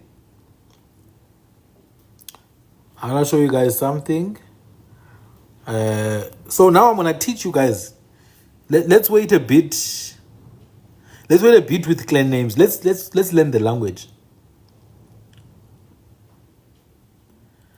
Let's look at the language so that you guys can go and confirm for yourself. Can you please explain history AmaMpondo? No, not Xhosa language. I'm going to look at Gqinkia. I'm going to look at Gqinkia, what I call the root of Bantu, so-called South African Bantu languages. But before that, I'm going to touch briefly on AmaMpondo. Someone asked me to touch on AmaMpondo. Now, AmaMpondo sisizwe, guys, so they're not born from the same person. Some AmaMpondo are AmaZotho. Some AmaMpondo will be probably AmaMpondo. Some AmaMpondo were independent. AmaMpondo, when you've got AmaXuge, you've got AmaNtusi. AmaMpondo, when you've got AmaKhonjwayo. AmaMpondo, when you've got AmaZotho. AmaMpondo, when you've got even European descendants like the Roscrouge peoples, the Dawkins, they are all AmaMpondo, those people. Yeah, well, they were accepted by the kings of AmaMpondo. AmaMpondo, when you have AmaKhasi, AmaNtusi, AmaDingata, AmaKhonjwayo, you've got AmaNtlane, AmaKhwalo, you've got AmaQhiya, you've got AmaQadi, you've got AmaGqwarhu, you have many different groups. And then you have the royal family now, which is Onyawuza, Ofaku, Othahle. Uthahle uzalwa nguNdayeni. Now I'm gonna look at that line. I'm gonna look at the people who come from the royal family. AmaMpondweni. Yabona? I'm gonna look at the people who come from the royal family. AmaMpondo say, according to their own history, they say they come from Unjanya. They say they come from uSibiside. Who am I now to deny that? I will go with that. But baphuma kunjanya, baphuma kuSibiside. Who gave birth to Mpondo? So I will take it from there. Now AmaMpondo come from a person called Umtwa. Hey, you see, this is one of their oldest ancestors. This is one of their oldest ancestors. Umtwa ozalwa nguSiwula. uSiwula kaMpondo. Do you guys understand how old Umtwa is? AmaMpondo say it. They say they are one with Abomkhize. In fact, some histories from back in the day even connected AmaMpondo with Omthethwa in ancient times. It's clear AmaMpondo come from the Drakensberg area because they say they come from Ededesi. Now, Ededesi is the source of the river. I think Umzimvubu, yeah. The source is always in Highland. It's in Highlands. So they were originally settled in the Drakensberg area. They moved to what we call AmaMpondweni today, to the coastal side. So it's most very likely they were in affinity with abantu bakwaMkhize and abantu bakwaMthethwa. One of their oldest ancestors is Umtwa or Mutwa. So yeah, that's the history of AmaMpondo. Now, at AmaMpondo aphuma kumthwa kaSiwula kaMpondo kanjanya kaSibiside. I'm going to answer, guys. I can't stop what I'm saying. I'm going to answer Abatembu and I'm going to answer the other ones. But I need to finish AmaMpondo. Now I'm going to share my screen. Now check. AmaMpondo, when you have Unjanya, ozala uMpondo, ozala uSiwula, ozala uMthwa. But from uSiwula, you get what? You get uQwane. And you get these people known as AmaNtusi. From Upika. Upika gave birth to Uqavu and Ugavu. Uqaza and Ugavu. From Uqaza, you get Sobacha and Ncamazela. You get Ngwelane and Kentani. You get Munwana and Fundakubi and Zondwayo. This side, this is the bloodline. These people are known as AmaNtusi or Ntusi. Now, what is Ntusi? Ntusi is milk, but Ntusi also is a cow with a red and white color. And I think it was based on the cow with red and white.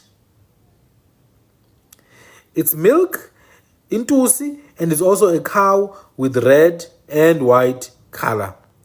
Ntusi leyo. So I think in this case, it comes from the cow. Why do people have names of cows? Because cows, for example, where kings would have their favorite cows, yabo? And therefore, the armies of the kings would generally be called the people of those cows. Like the armies of Umaqoma were called amabandla akulo jinqa.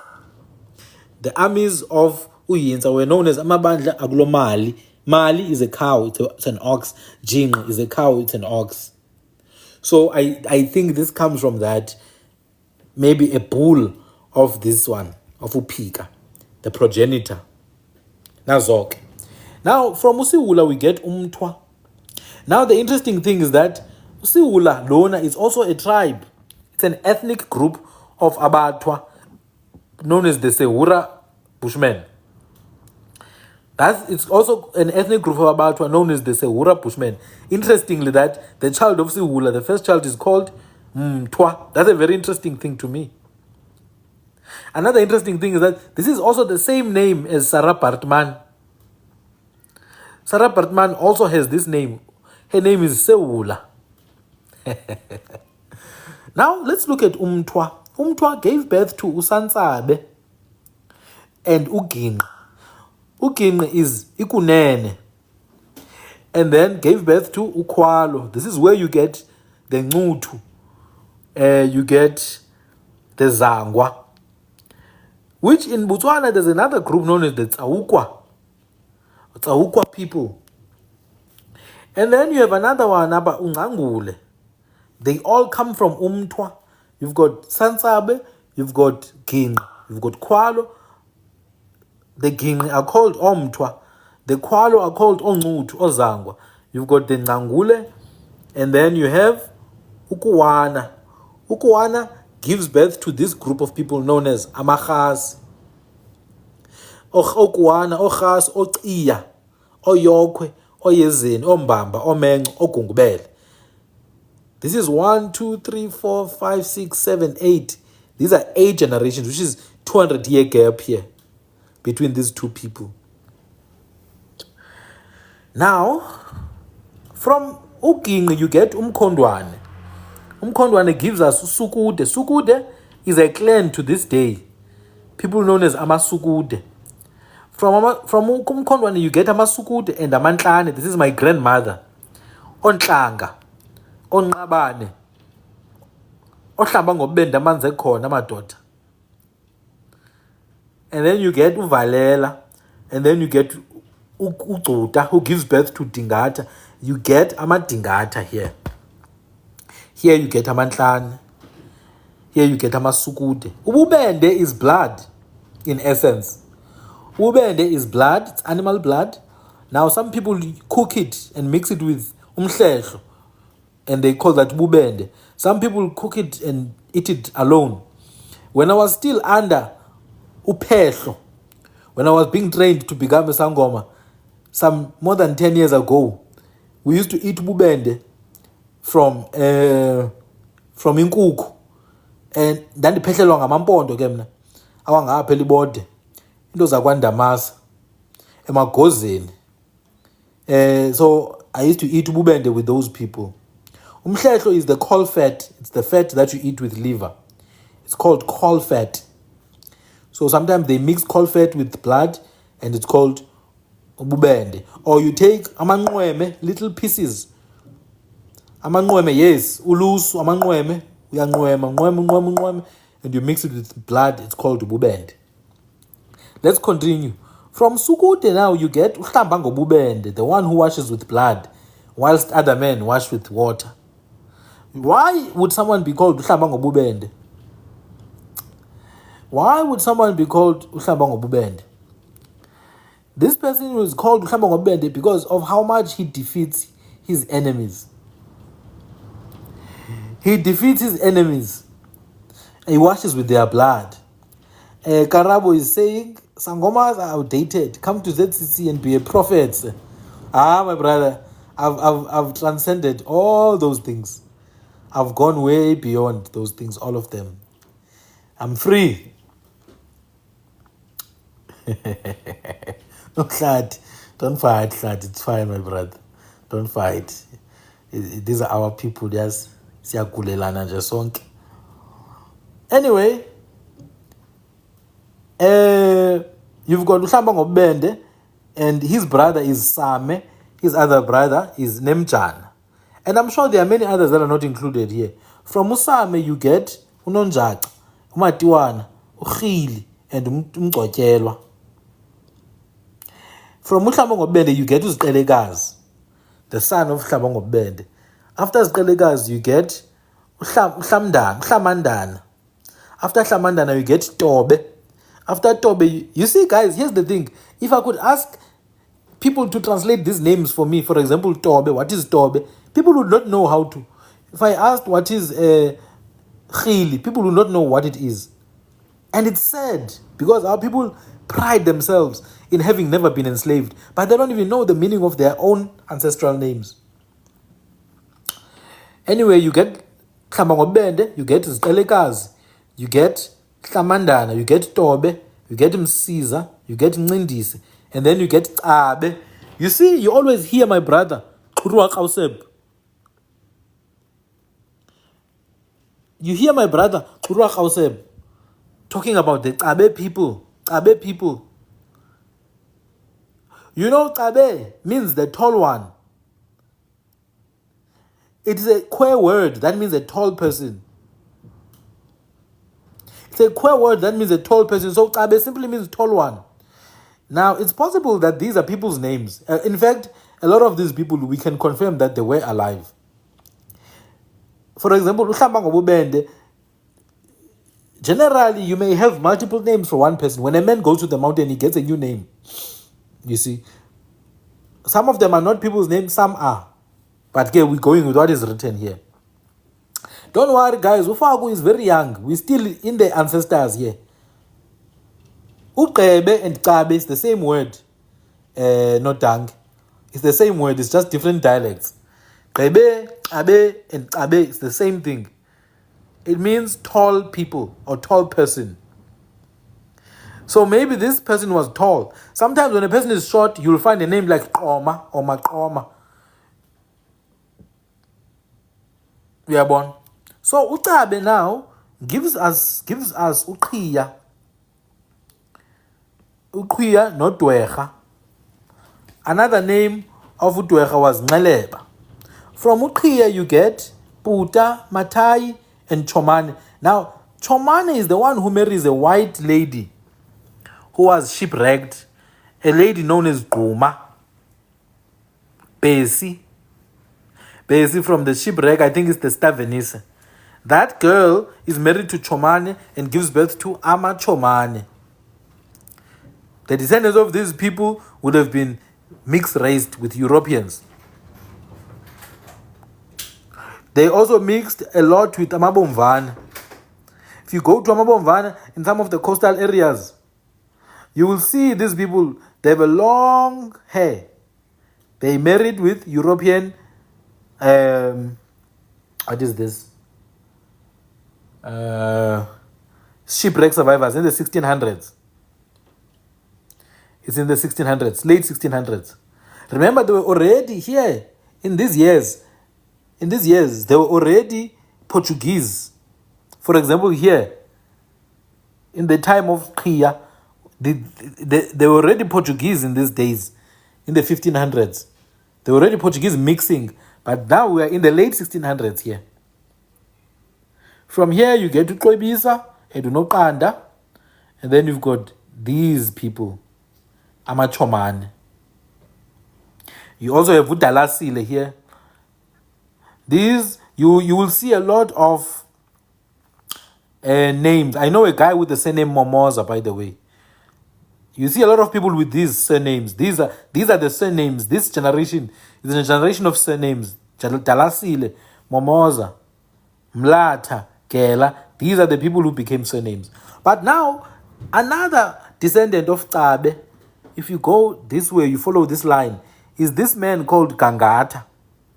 Now, Gangata is a real person. Gangata gives us Upala. Now, that's a real person as well.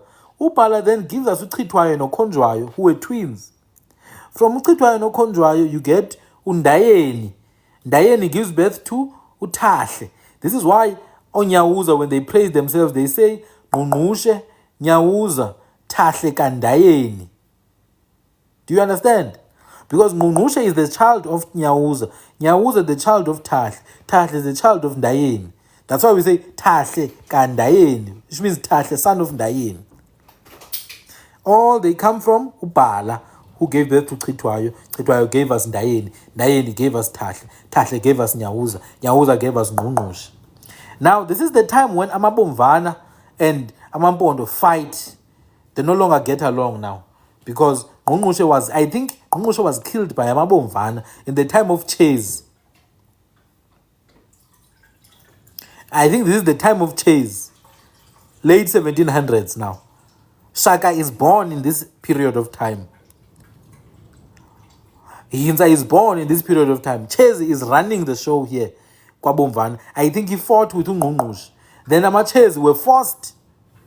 They were forced to cross the river Umdumbi. They were forced to cross the river Umdumbi and come to KwaBomvana. It was not KwaBomvana before that. Before that, kwakuhlala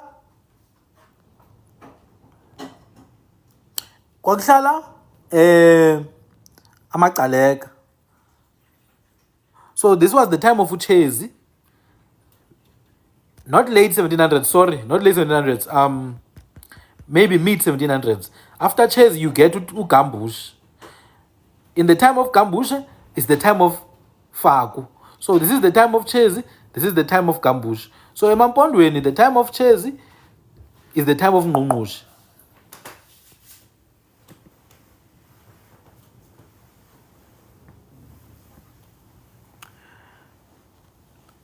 The time of Ngqungqushe lixesha likaChezi AmaMpondweni. KwaBomvana, sorry. Anyway, from Ubala you get to Chitwayo and Ukhonjwayo. From Ukhonjwayo you get to Kiwo. This is where you get AmaKiwo today. I remember this other gogo waselibode umaKiwa, but when they say Kiwa, yabo. From Ukiwa you get to Ngcekula, noNtsikinyane, noMakhanda, noNogemane, and uGodloza noNtenteni. Bakhona abantu bakwaNtenteni phaya eSiskai. There was a family from KwaNtenteni ba. All of them are known as abantu bakwaKhonjwayo. But from uKhonjwayo you get to Cheese, noMchanga, noMngonyama, noMsiwa, noPali, noSangqongqo. All these people are known as AmaQadi. This is the blood of Ubala. From the line of Ubala through uNdayeni, noThahle, noNyawuza, noNgqungqushe, you get to Faku. Oh, Faku oyifakayo wayikhupha sawubhidana madoda. Now, Ufaku comes from uNyawuza.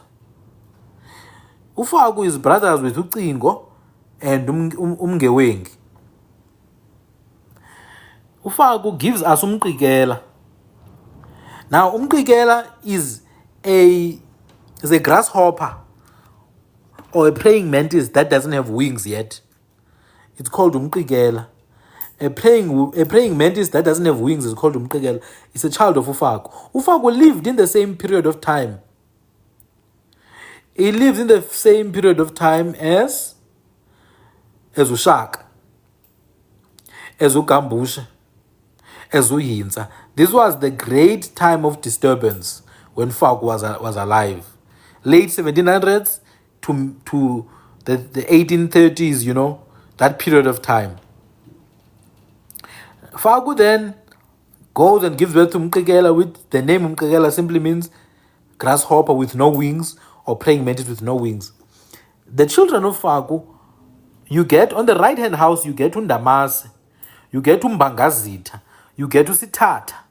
Now uSithatha went and married the daughter of Usandile, uMgolombane. Mgolombane. The daughter of Usandile called Victoria. Sandile himself being called Alexander, but they could not pronounce, they said Sandile, the king of AmaNgqika. The king of AmaNgqika her daughter was married to uSithatha. Sithatha, the son of Faku. uMbangazitha is the son of Faku, they made a picture of him. Let me show you a picture of uMbangazitha. Let me show you a picture of uMbangazitha. I know that it's him because I saw in another archive. This is uMbangazitha. This is a Mpondo prince called uMbangazitha. The person who wrote here clearly doesn't know that. They should say Mbangazitha, son of Faku, around before 1864. Mbangazitha. Now, Mbangazitha and Mpangazitha. Umpangazitha means ukupanga izitha. Ukupanga, to devour, to take over by force, izitha. That's Mpangazitha of Amahlubi. Mbangazitha now, it's ukubanga, to claim ownership over your enemies. So it's two different names. This one is Mbanga.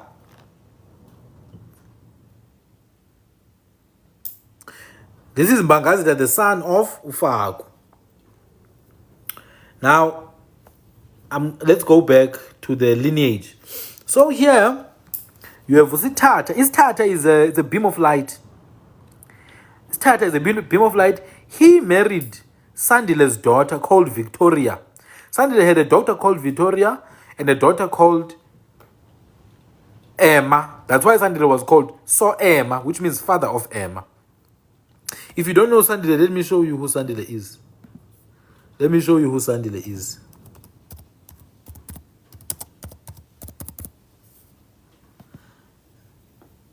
This is Sandile. His daughter, and this is him and his wives here. This is Sandile and his wives. The name Sandile, in fact, is a mispronunciation of Alexander. He was named by the European name Alexander. He had two daughters that I know of, Emma and Victoria. Emma, I think, is the firstborn. He was called So Emma. The other one was Victoria. She went and married into the Mpondo royal family and married this prince here called Stata, which is beam of light. This one is the one they made a drawing of. Undamase now, it's a very famous surname. People who follow influencers would know who's this Michalin Damase. Now, Damase is a name that we've said so many times. It has the same meaning as Damara and Damasonkwa. You know, there along Swartkops, along Kagriwa in Eastern Cape, there's a group of people who used to live there. The Damasonkwa people. It means a dark person. Umtontsundu. A dark person. Umtontsundu. Damasonkwa or Damaseb. Damaseb. Undamas. Undamase gives us unqwiliso. Unqwiliso gives us uBokleni. uBokleni is the one who made a memorial for the soldiers who drowned in the SS Mendi.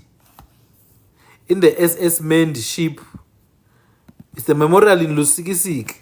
SS Mendi Memorial in Lusikisiki. It was made by Bokleni. Not Cape Town, man. Lusiki. Seek.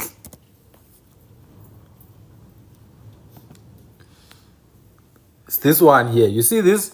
This is a memorial to the 400 fallen soldiers, natives of South Africa, many of whom were AmaMpondo, by the way. They were AmaMpondo. So this memorial was built by uBokleni, the Mpondo Royal. It may be aligned, eh? It may be aligned. So uBokleni lon. He then, Bokleni himself, he had a son called Upoto. And then there was Udumezwe. From Undamase, you also had Unyangiwe, who gave birth to Umadolo and Umakosonke. Now let's go back to Ufaku. From Ufaku, we get Umqikela. From Umqikela, you get Umhlanga and Usigcawu. Now, the royal family today, AmaMpondweni, you have Usigcawu and you have Undamase. From Usigcawu, you get Umakhelane. From Umakhelane, you get Mandlonke. Now, Isigcawu, people think it means spider. In this sense, it doesn't mean spider, by the way.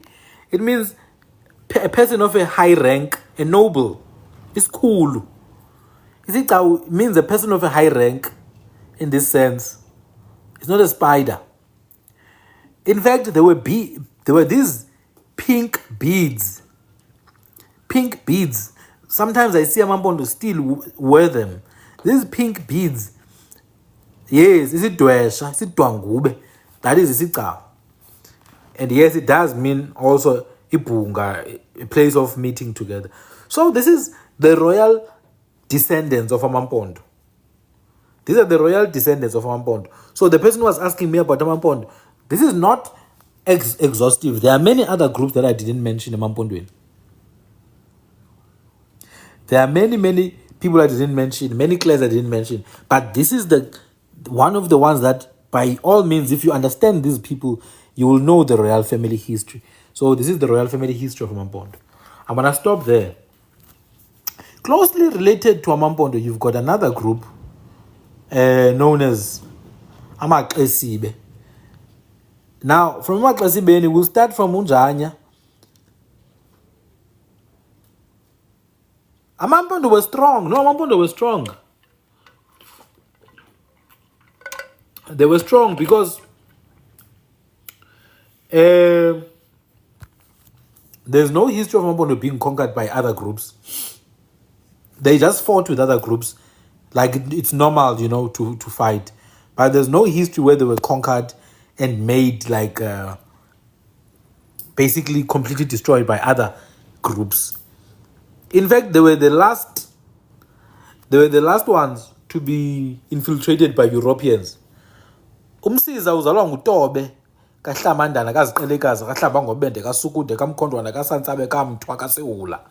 Oh, kuthiwa isanqa siyawula sivela khona phansi madoda. Hayi. AmaMpondo yawazi umthindi wazi kahle. Umthindi wafunzwa AmaMpondo mna. Awufunzwa AmaMpondo umthindi. AmaMpondo they know how to manipulate the herbs. I mean AmaMpondo lokhu yinzala yomthwa. How do you expect them not to know? Ogqwakhu. Ogqwakhu means the rain. Gqwakhu means the rain. Rain clouds. So ngamaMpondo ke yanga. Now you have AmaXesibe. Now I will tell you straight, the name Xesibe, Xesi is a desert. Xesi is a desert. Xesibe is desert people or a sand. Xesi is a desert or a sand. Could be beach sand, it could be desert sand. So from AmaXesibe you get AmaXesibe were under AmaMpondo at some point. Here in the Eastern Cape, they were under AmaMpondo, just like AmaBomvana were in the land of AmaMpondo. So sometimes you will notice that AmaBomvana and AmaXesibe will always go back to AmaMpondo. But if you go to AmaXesibe, we've been saying it most, but people don't want to listen. So now I'm done with it. Sky, I'm already in the process of building a website. People always say they will fund. They never fund. So, yeah, it's fine. Even if people don't fund, I don't mind. I will not ask for funding. I will not ask for donation. People will always say that, we'll fund you, man. We'll donate. And then you ask for donation. Not even one person will respond. So it's all cool. No, it's fine. I will do it myself. It's fine. I will build everything by myself so that I can speak however I want. Nyela and Nyela back. Nyela and Nyela back. That's it.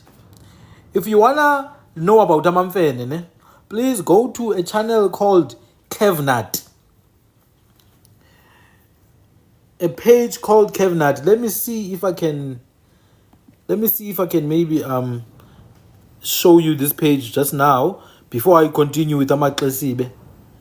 I will show you this page called Kevnat because he just posted a video where I was talking about AmaMfene. Give me a minute or so. One of the shortcomings of our education system is the very clear lack of understanding. Give me a minute and then I will show you where he talks about it.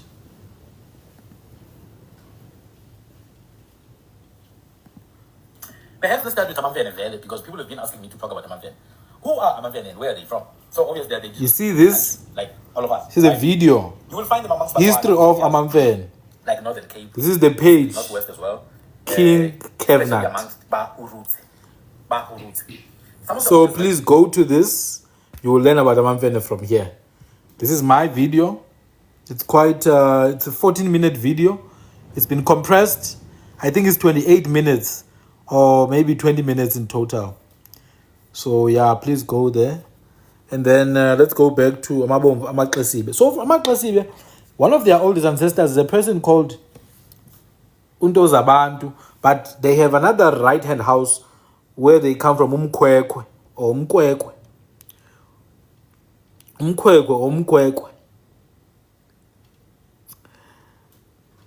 From Umkwekwe you get uMadingindlela noKhothova, uZimasa, uBhunge noThomson.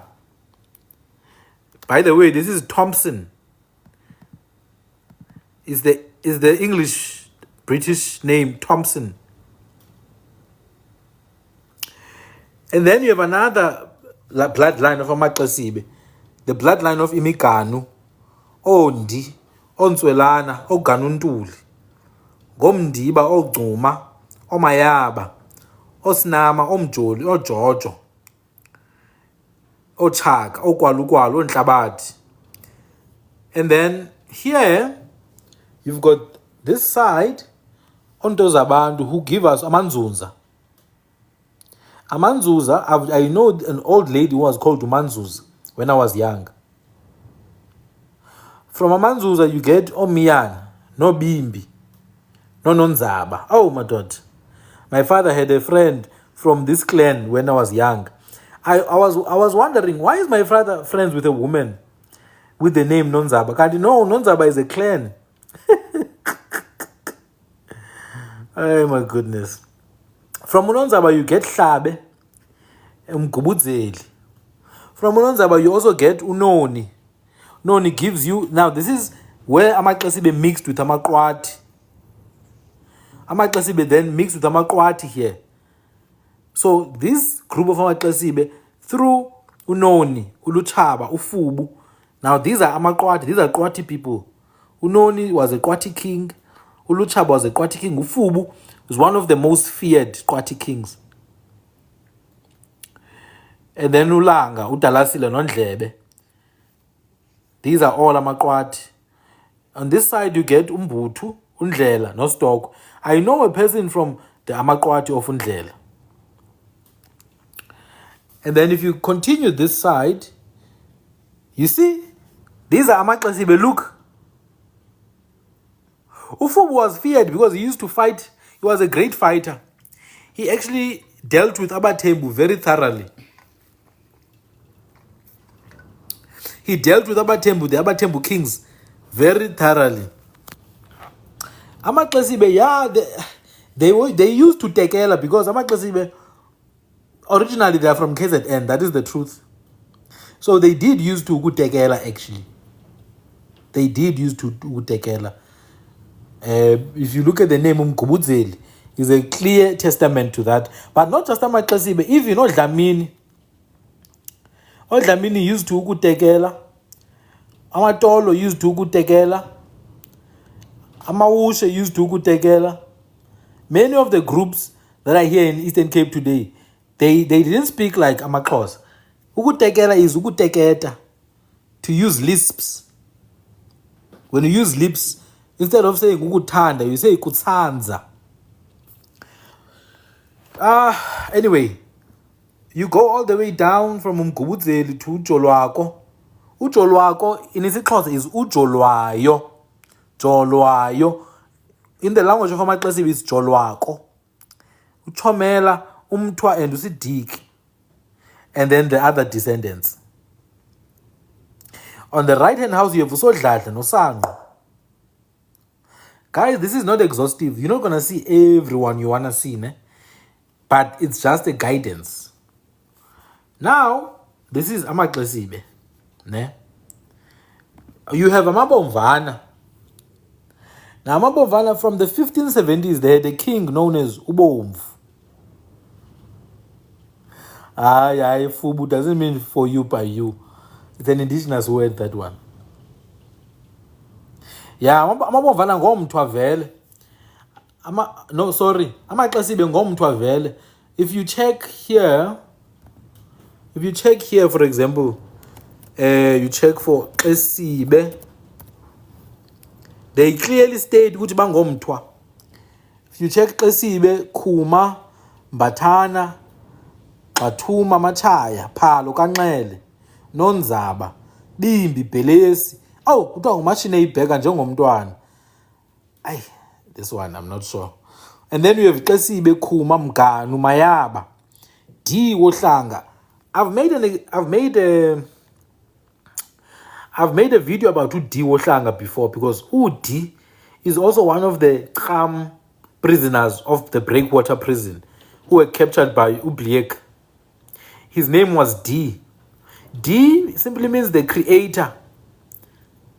The creator, D Wohlanga, the creator, or the one who formed the clan.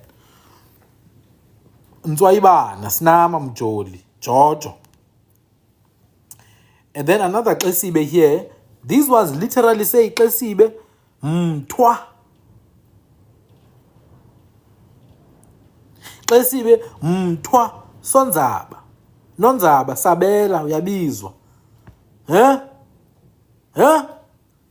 Don't play with me here. When I say Mthwa, when I say AmaXesibe Mthwa, oh no, they are not. The Bantu from West Africa. Okay, what's the evidence? Oh no, the other guy said so. Oh my goodness.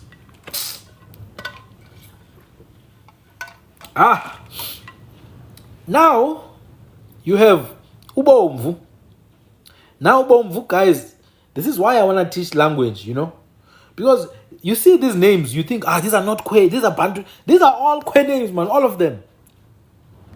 Because if I show you how the word Ubomvu formed from Ofu, Bomvu formed from a click, means red. It's a word that means red. This one, it gets softened.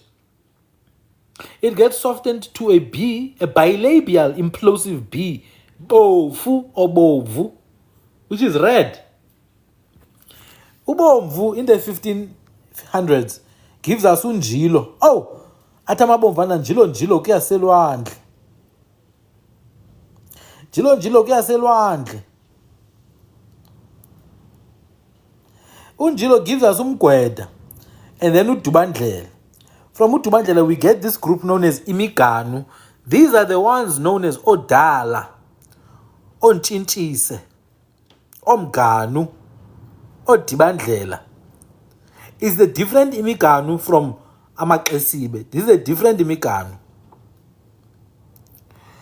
From imiganu you have Umsila, and then Umsila has other descendants.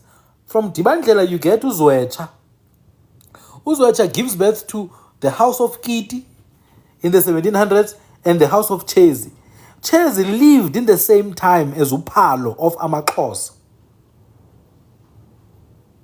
Chezi lived in the same time as Upalo of AmaXhosa. In fact, Palo was already a bit old here. Hey, you see my name is everywhere. I told you I have the name of kings. Look, another Sandile here. In ancient times, Baba, Sandile is always there. I don't see Bongani in these clan names. I don't see Siabonga. I only see Sandile. It's an ancient name.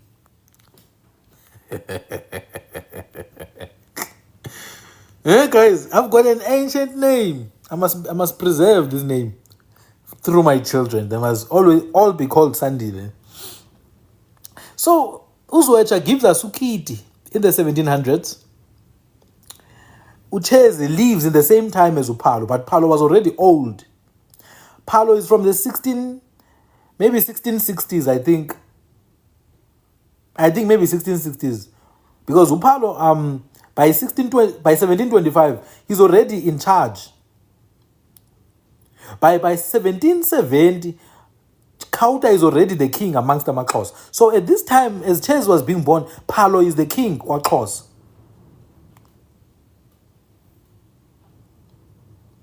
Palo is the king kwaXhosa. Gcaleka and Kgakgabe are born. Gcaleka means the one who's quick to anger.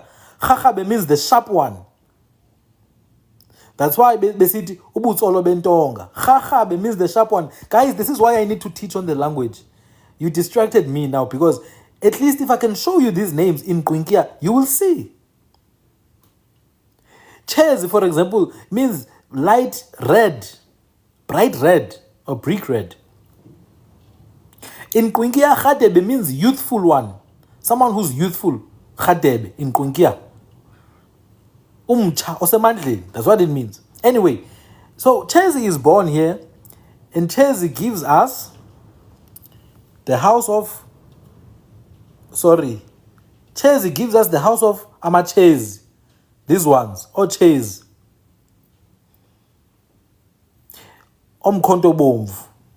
Now there are two types of Chezi. There's this Chezi, and then there's the Chezi of Lesotho, KZN.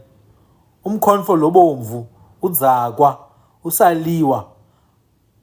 Longa dzakwa butshwala, udzakwa itikhala temanye amadvodza. That's a different Chezi. This one is Jalamba. Njilo. Chezi, and then he gives birth to Ukingana. Kingana gives us Ukanya. Kanya gives us Umbelu. Belu gives us Umchu. Umakhunzu, upali, notyelinzima. Hardstone. And then from Ukingana kaChezi you get uKholashe, uBhubha, umandi, noTyityimba, noMarhaka. These are very nice names. Yes, then there's uShezi wamaXube, which I think is the same Chezi as the one in Lesotho, actually. From uChezi you also get uMachoba. From uMachoba, this is a group of AmaBomvana known as AmaXutsha. You get Xutsha, you get Khweza, you get Zondwayo, and Sidia. And then from uChezi still you get uJalamba. This is the one people are most familiar with. Jalamba gives birth to Umbili. Umbili gives birth to Ngezana noMbelu, another Mbelu. Ngezana gives birth to Mpila noNongodlo.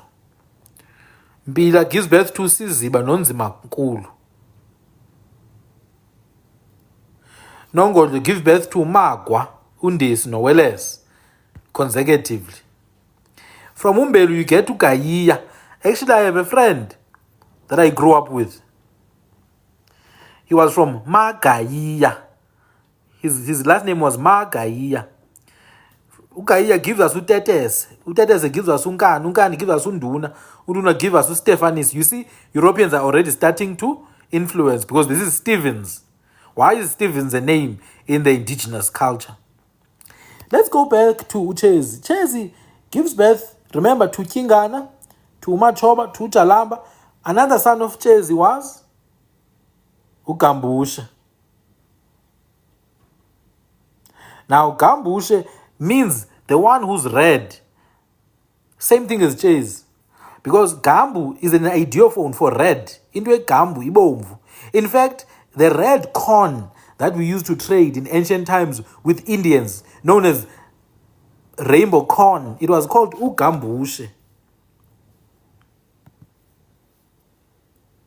The red corn known as rainbow corn, it was known as uGambushe. This is uGambushe. This is uGambushe because it's red. So the name Gambushe simply means something that is Gambu. Gambu is an ideophone for red. Gambushe is born around 1700s. He lives at the same time as Kauta. Yes. Gcaleka, Kauta, and even Hinza, by the way.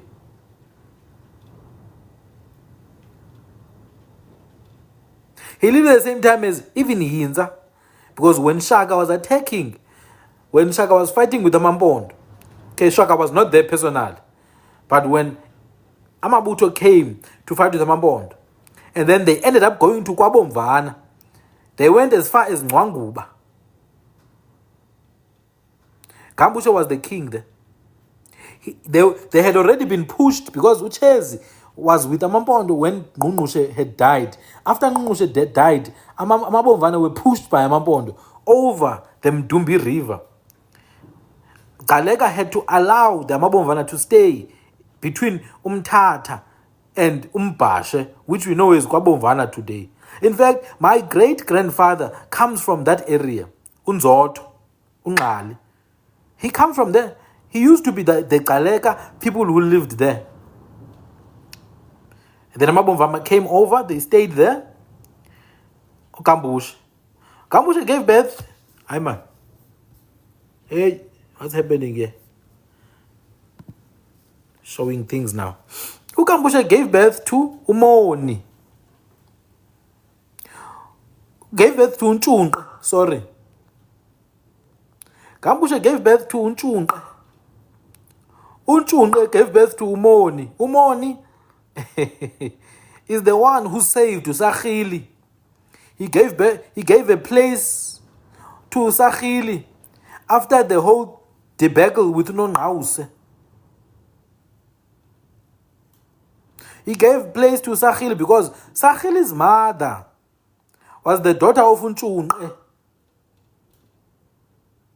I think, I'm not sure. I may be mistaking these things. Forgive me, guys. But one of the ladies from here married into KwaGcaleka, and Sagili was born. So I think Sagili's mother was the daughter of Unchunqa. Now, Umoni was also known as Umhlophe Kanchunqa. He gave a place of refuge to Sagili after the cattle of KwaXhosa died. Sagili's mother was from Gambushe, yes. Was from Ugambushe. Sagili was born. And Sagili, when he needed a safe place, he ran to Umoni, Umhlophe Kanchunqa. Phansi kwelitye kuyoyikeka. Oh! Umhlophe Kanchunqa ngaphansi kwelitye kuyoyikeka. Kuba zilapha inzwana namadikazi madoda. Kuthiwa ngubani nongevanga. Ngubani nongevanga ukuba sithwasile isilimela kwaNdlambe. Isilimela kaloku yona nkwenkwezi enkulu yakwaPhalo.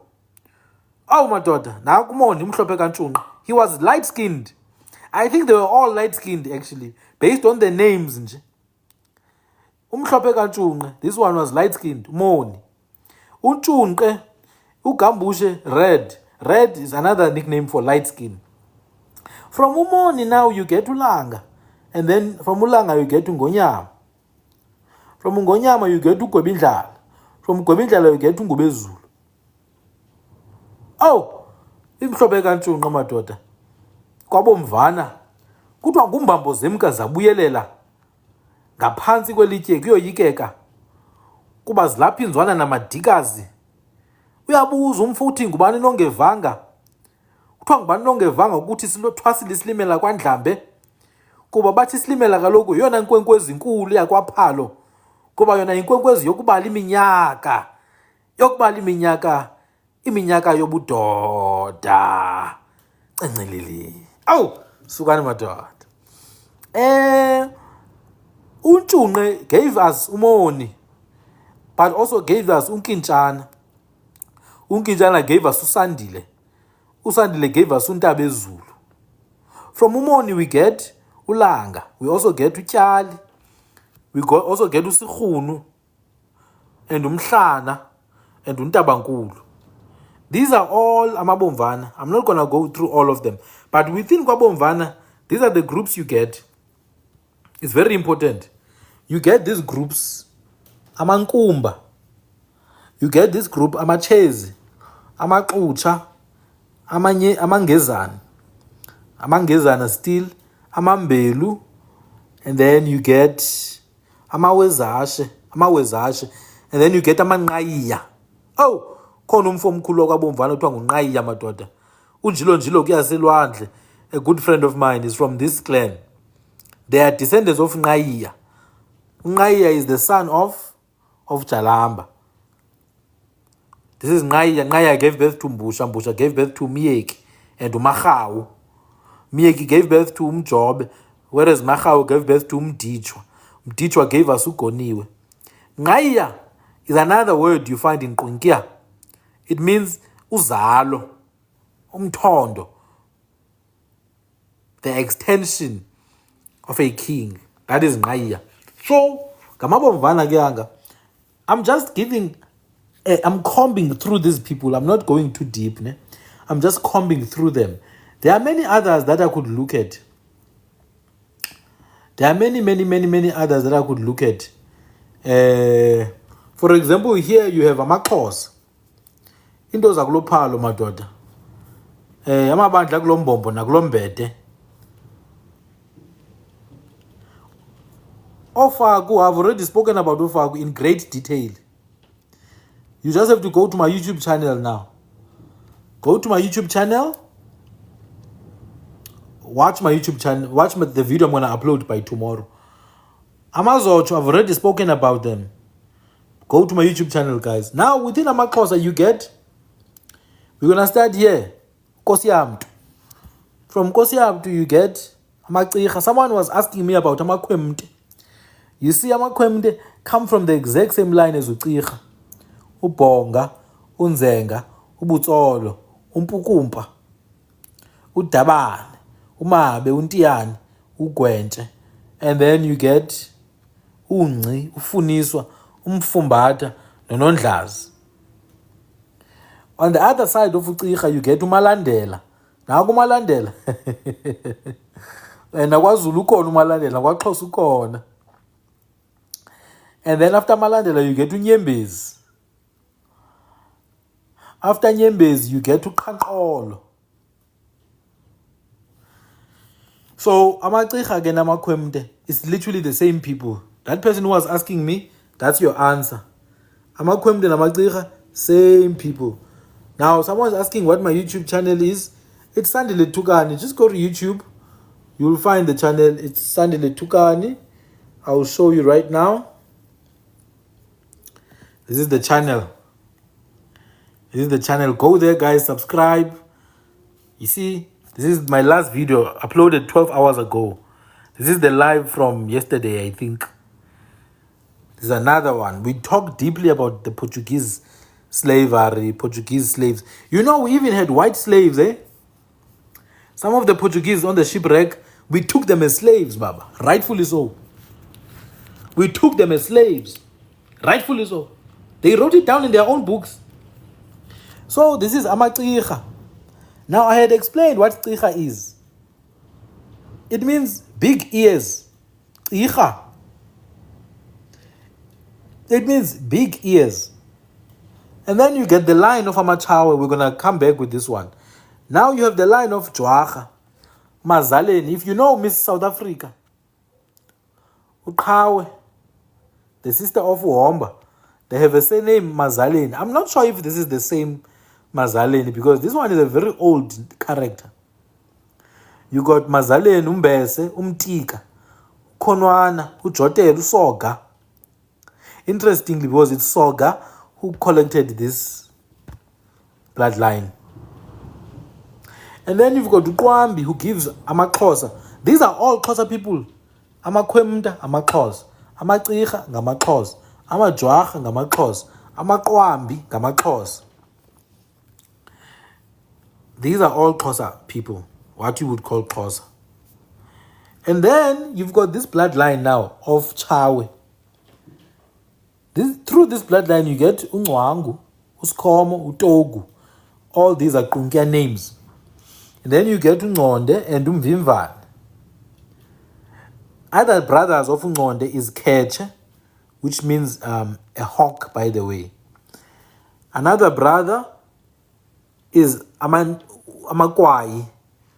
Abantu bakaziko, bakaphazima, bakangeyimswa, bakanoyi, bakasangana. These are all Xhosas. Amakwai, which in Kwe, they are Kwai Kwe. Amantinde, which in Kwe are Titi Kwe. Amahleke, you have Imidange. These are the first people to fight with the Europeans. Umdange, he conquered the Inkwahase because the Inkwahase took Gwali. You see, this is Gwali went and lived with the Inkwahase people.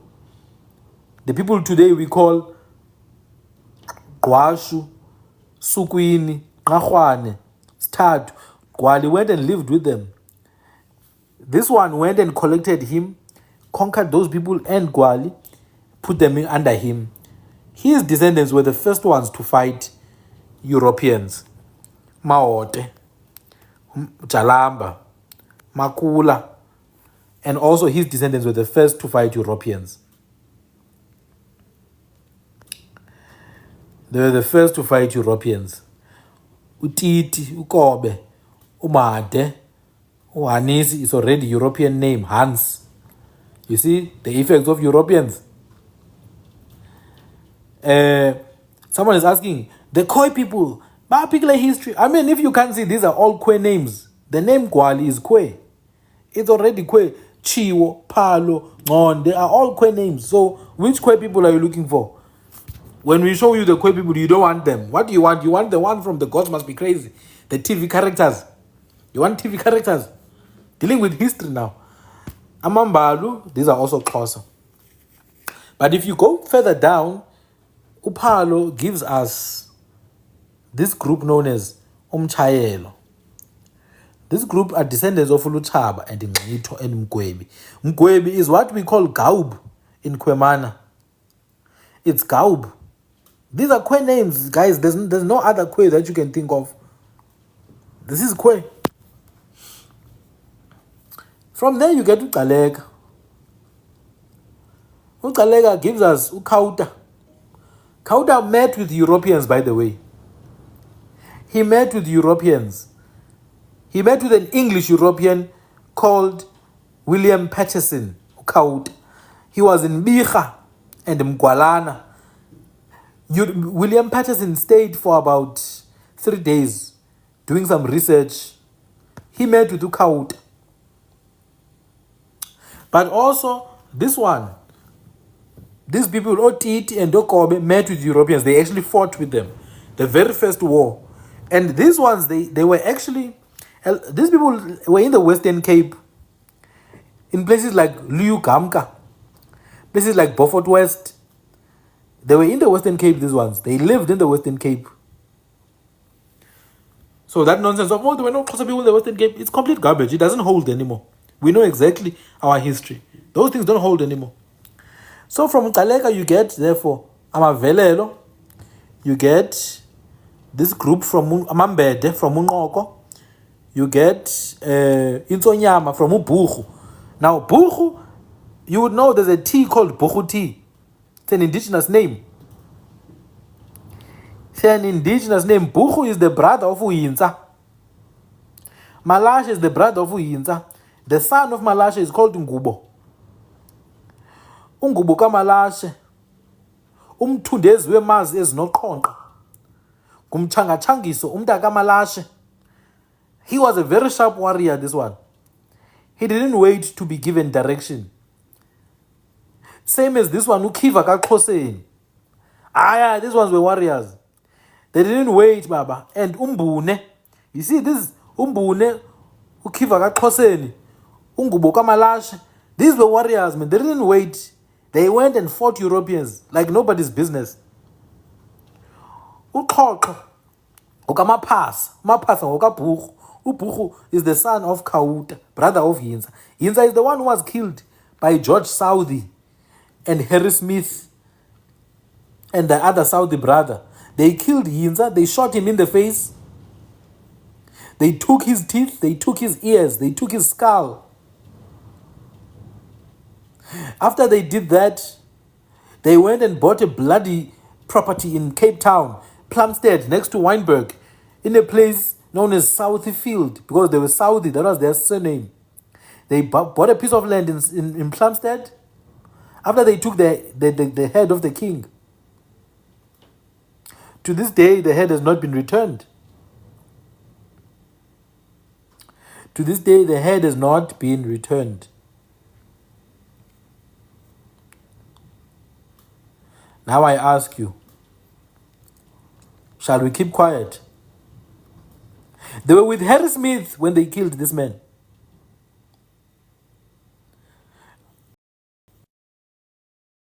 It was not a fight. There was no fight. It was a meeting.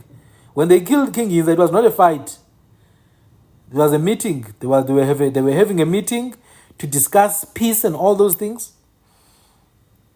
They kept on offering him alcohol so that he could get drunk and give away the land. But he didn't get drunk and give away the land. So when he was escaping to go back to his place, they chased him with a horse. They chased him with a horse. He was crossing the river known as Ngabach. They shot him from the back. The mouth fell down. Half of the face fell down. The missionaries that were there quickly jumped in to cut the ears off. Quickly. They jumped in to cut the ears off, and the teeth and the skull. Oh! Kuthiwa ngumabheko entshiyini bathi uqumbile. Kuthiwa ngudumbela imilenze. Isibe esikhethayo kwezinye izibi. Unondwangu. Umhlekanyawose. Kuthiwa zigodwana zemazendala zingalala endleleni yazini madoda kunyembelekile. Kuthiwa wadla amagiqwa, wadla amaqwathi. Wadla umatiwane wamsakaza embholompo. Kuthiwa nawe madzikane wasinda ngokungxama kwamagcina. Azanzolo. Yeah, no, it was missionaries, like the church missionaries. Remember, the missionaries were just spies. They were like CIA. They were not real missionaries, you know. They were just like CIA. If you're problematic to them, they take you out. On those meetings, no, they're speaking Xhosa and English. Guys, remember, Europeans have been here since the 1500s, including English people. This is 1835. Europeans had been here for close to 250 years by then.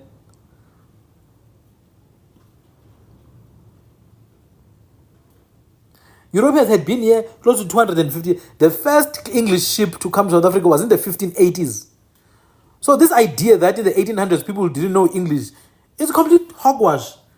Europeans had been here. Europeans didn't arrive in 1652. They arrived in the 1500s, 1490s, In fact, the first Portuguese ship was in Eqesi in 1486.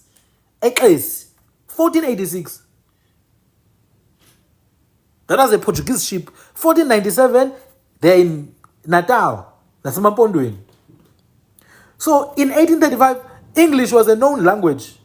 Many people knew English. Remember, when Europeans were fighting with Imidange, it was in the 1770s. When they were fighting with these guys, in the 1770s. Hinza was a baby at this time, or not even born in some of these instances. Before Hinza was born, Kauta had met with Europeans already, with English, William Patterson, already. And Europeans always had interpreters with them. Some of those interpreters were usually slaves who were freed. Others were Amalao, or indigenous people who had been taken as workers in their farms. So it's not a rocket science to understand what they spoke English and they spoke isiXhosa. The first people to write isiXhosa down were Europeans. Johann van de Kemp, John Benny. They wrote isiXhosa. They spoke it properly. Oh, well, properly according to the standards of those days. But if you want to understand, there were people with English names. For example, here, this man already has a Dutch name, Hans. Already has a Dutch name, Hans. This is way before. So English is not something that's unfamiliar, guys. We need to forget about 1652, that lie of 1652 now. Europeans were here much longer. Much longer. Amalau, guys, are people from Malay. People from the Malay River. Melayu. That's what Amalau are. It's slaves from Asia. It's slaves from Asia. Malayu. It's a river in Asia.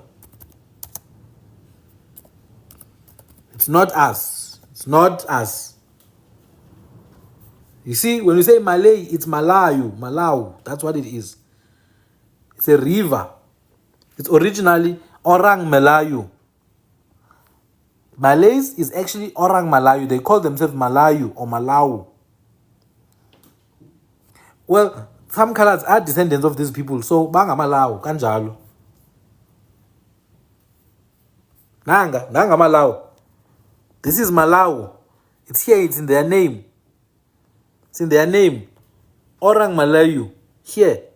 Orang Melayu. Malawu. We call them Malawu. This is Malawu. There's even a river called Malawu River. In fact, the place called Malaysia. Malawu. Malawi.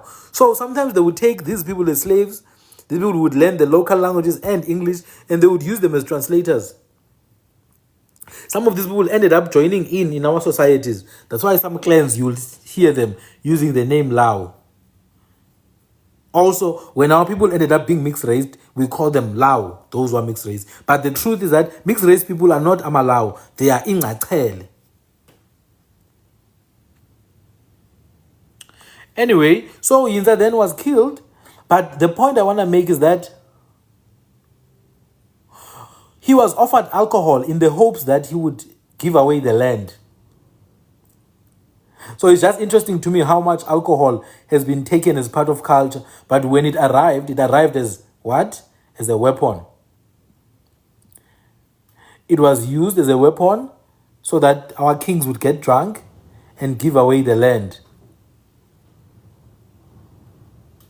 Yinza himself gave birth to Sachili. Sachili is the one who went to AmaBomvana, to Umoni, Umhlophe Kantshunqa, after the killing of the cattle.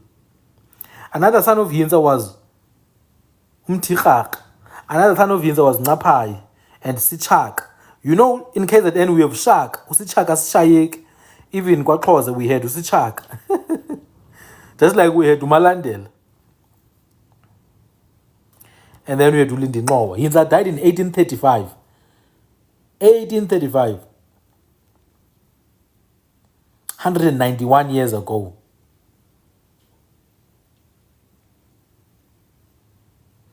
191 years ago. No, Ngapai, this is not the Ngapai of AmaBhaca. This is the Ngapai of AmaXhosa. It's just a name. It doesn't mean Ngapai can't exist in other cultures. Ngapai can exist in any culture. For example, I saw Sandile KwaBomvana. It doesn't mean I'm also Bomvana now just because there's Sandile KwaBomvana. Yinza was famous because, firstly, he had allowed a lot of people from KZN.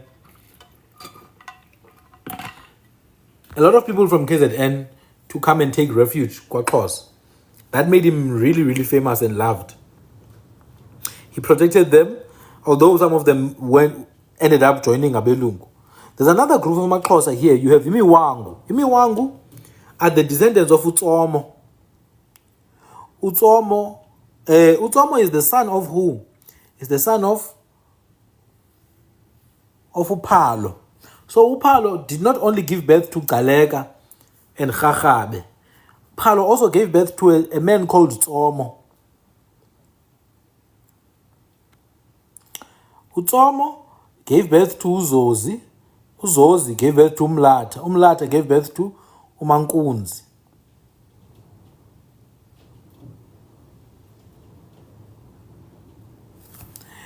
And then you had Ulanga. From Ulanga, you get Amambalu. Utsomo is also a place today, at a river. From Khakhabe, then you get Umlao. Oh, my God. Khakhabe means sharp. You get Umlao. From Umlao, he didn't live very long. He had a child, Umnika. This one was a big sellout, by the way. Big sellout, very massive sellout, this one. He loved Europeans so much. He let them stay inside his house. But from Khakhabe, you get Umlao, you get Undlambe. Undlambe had a son called Umdushane. These are the ones who went and fought against the Europeans in Grahamstown, in the Battle of Grahamstown, together with Umel. These were warriors, Amandlambe. Also, Amandlambe, they had Umqhayi, and uJali and uTabai.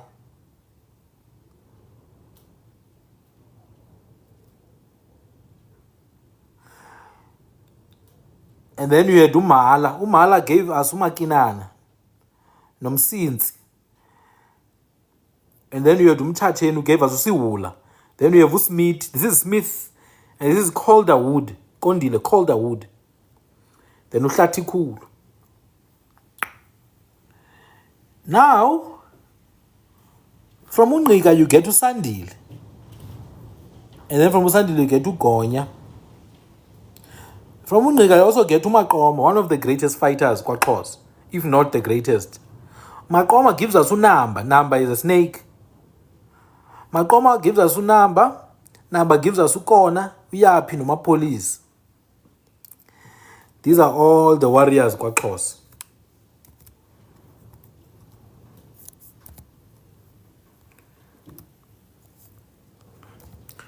These are all the warriors kwaXhosa. If you see kumabhaca, siqala ngoluDiwu, sibuye ngoSidwaba, sibuye ngoluFelelwenja. No, so amaHlubi. You get all the way to uMuhuhu. uMuhuhu gives you uMhlanga, uMsi noMtungwa. And this is where you get uNdlovu noDlamini. uDlamini, not uDlamini waseMazizini, but uDlamini waseMahlutyini. No, uMtungwa ukhona ukhona uMtungwa kumaHlubi. In fact, oDlamini basemaHlubini ngomTungwa. oDlamini basemaHlubini ngomTungwa.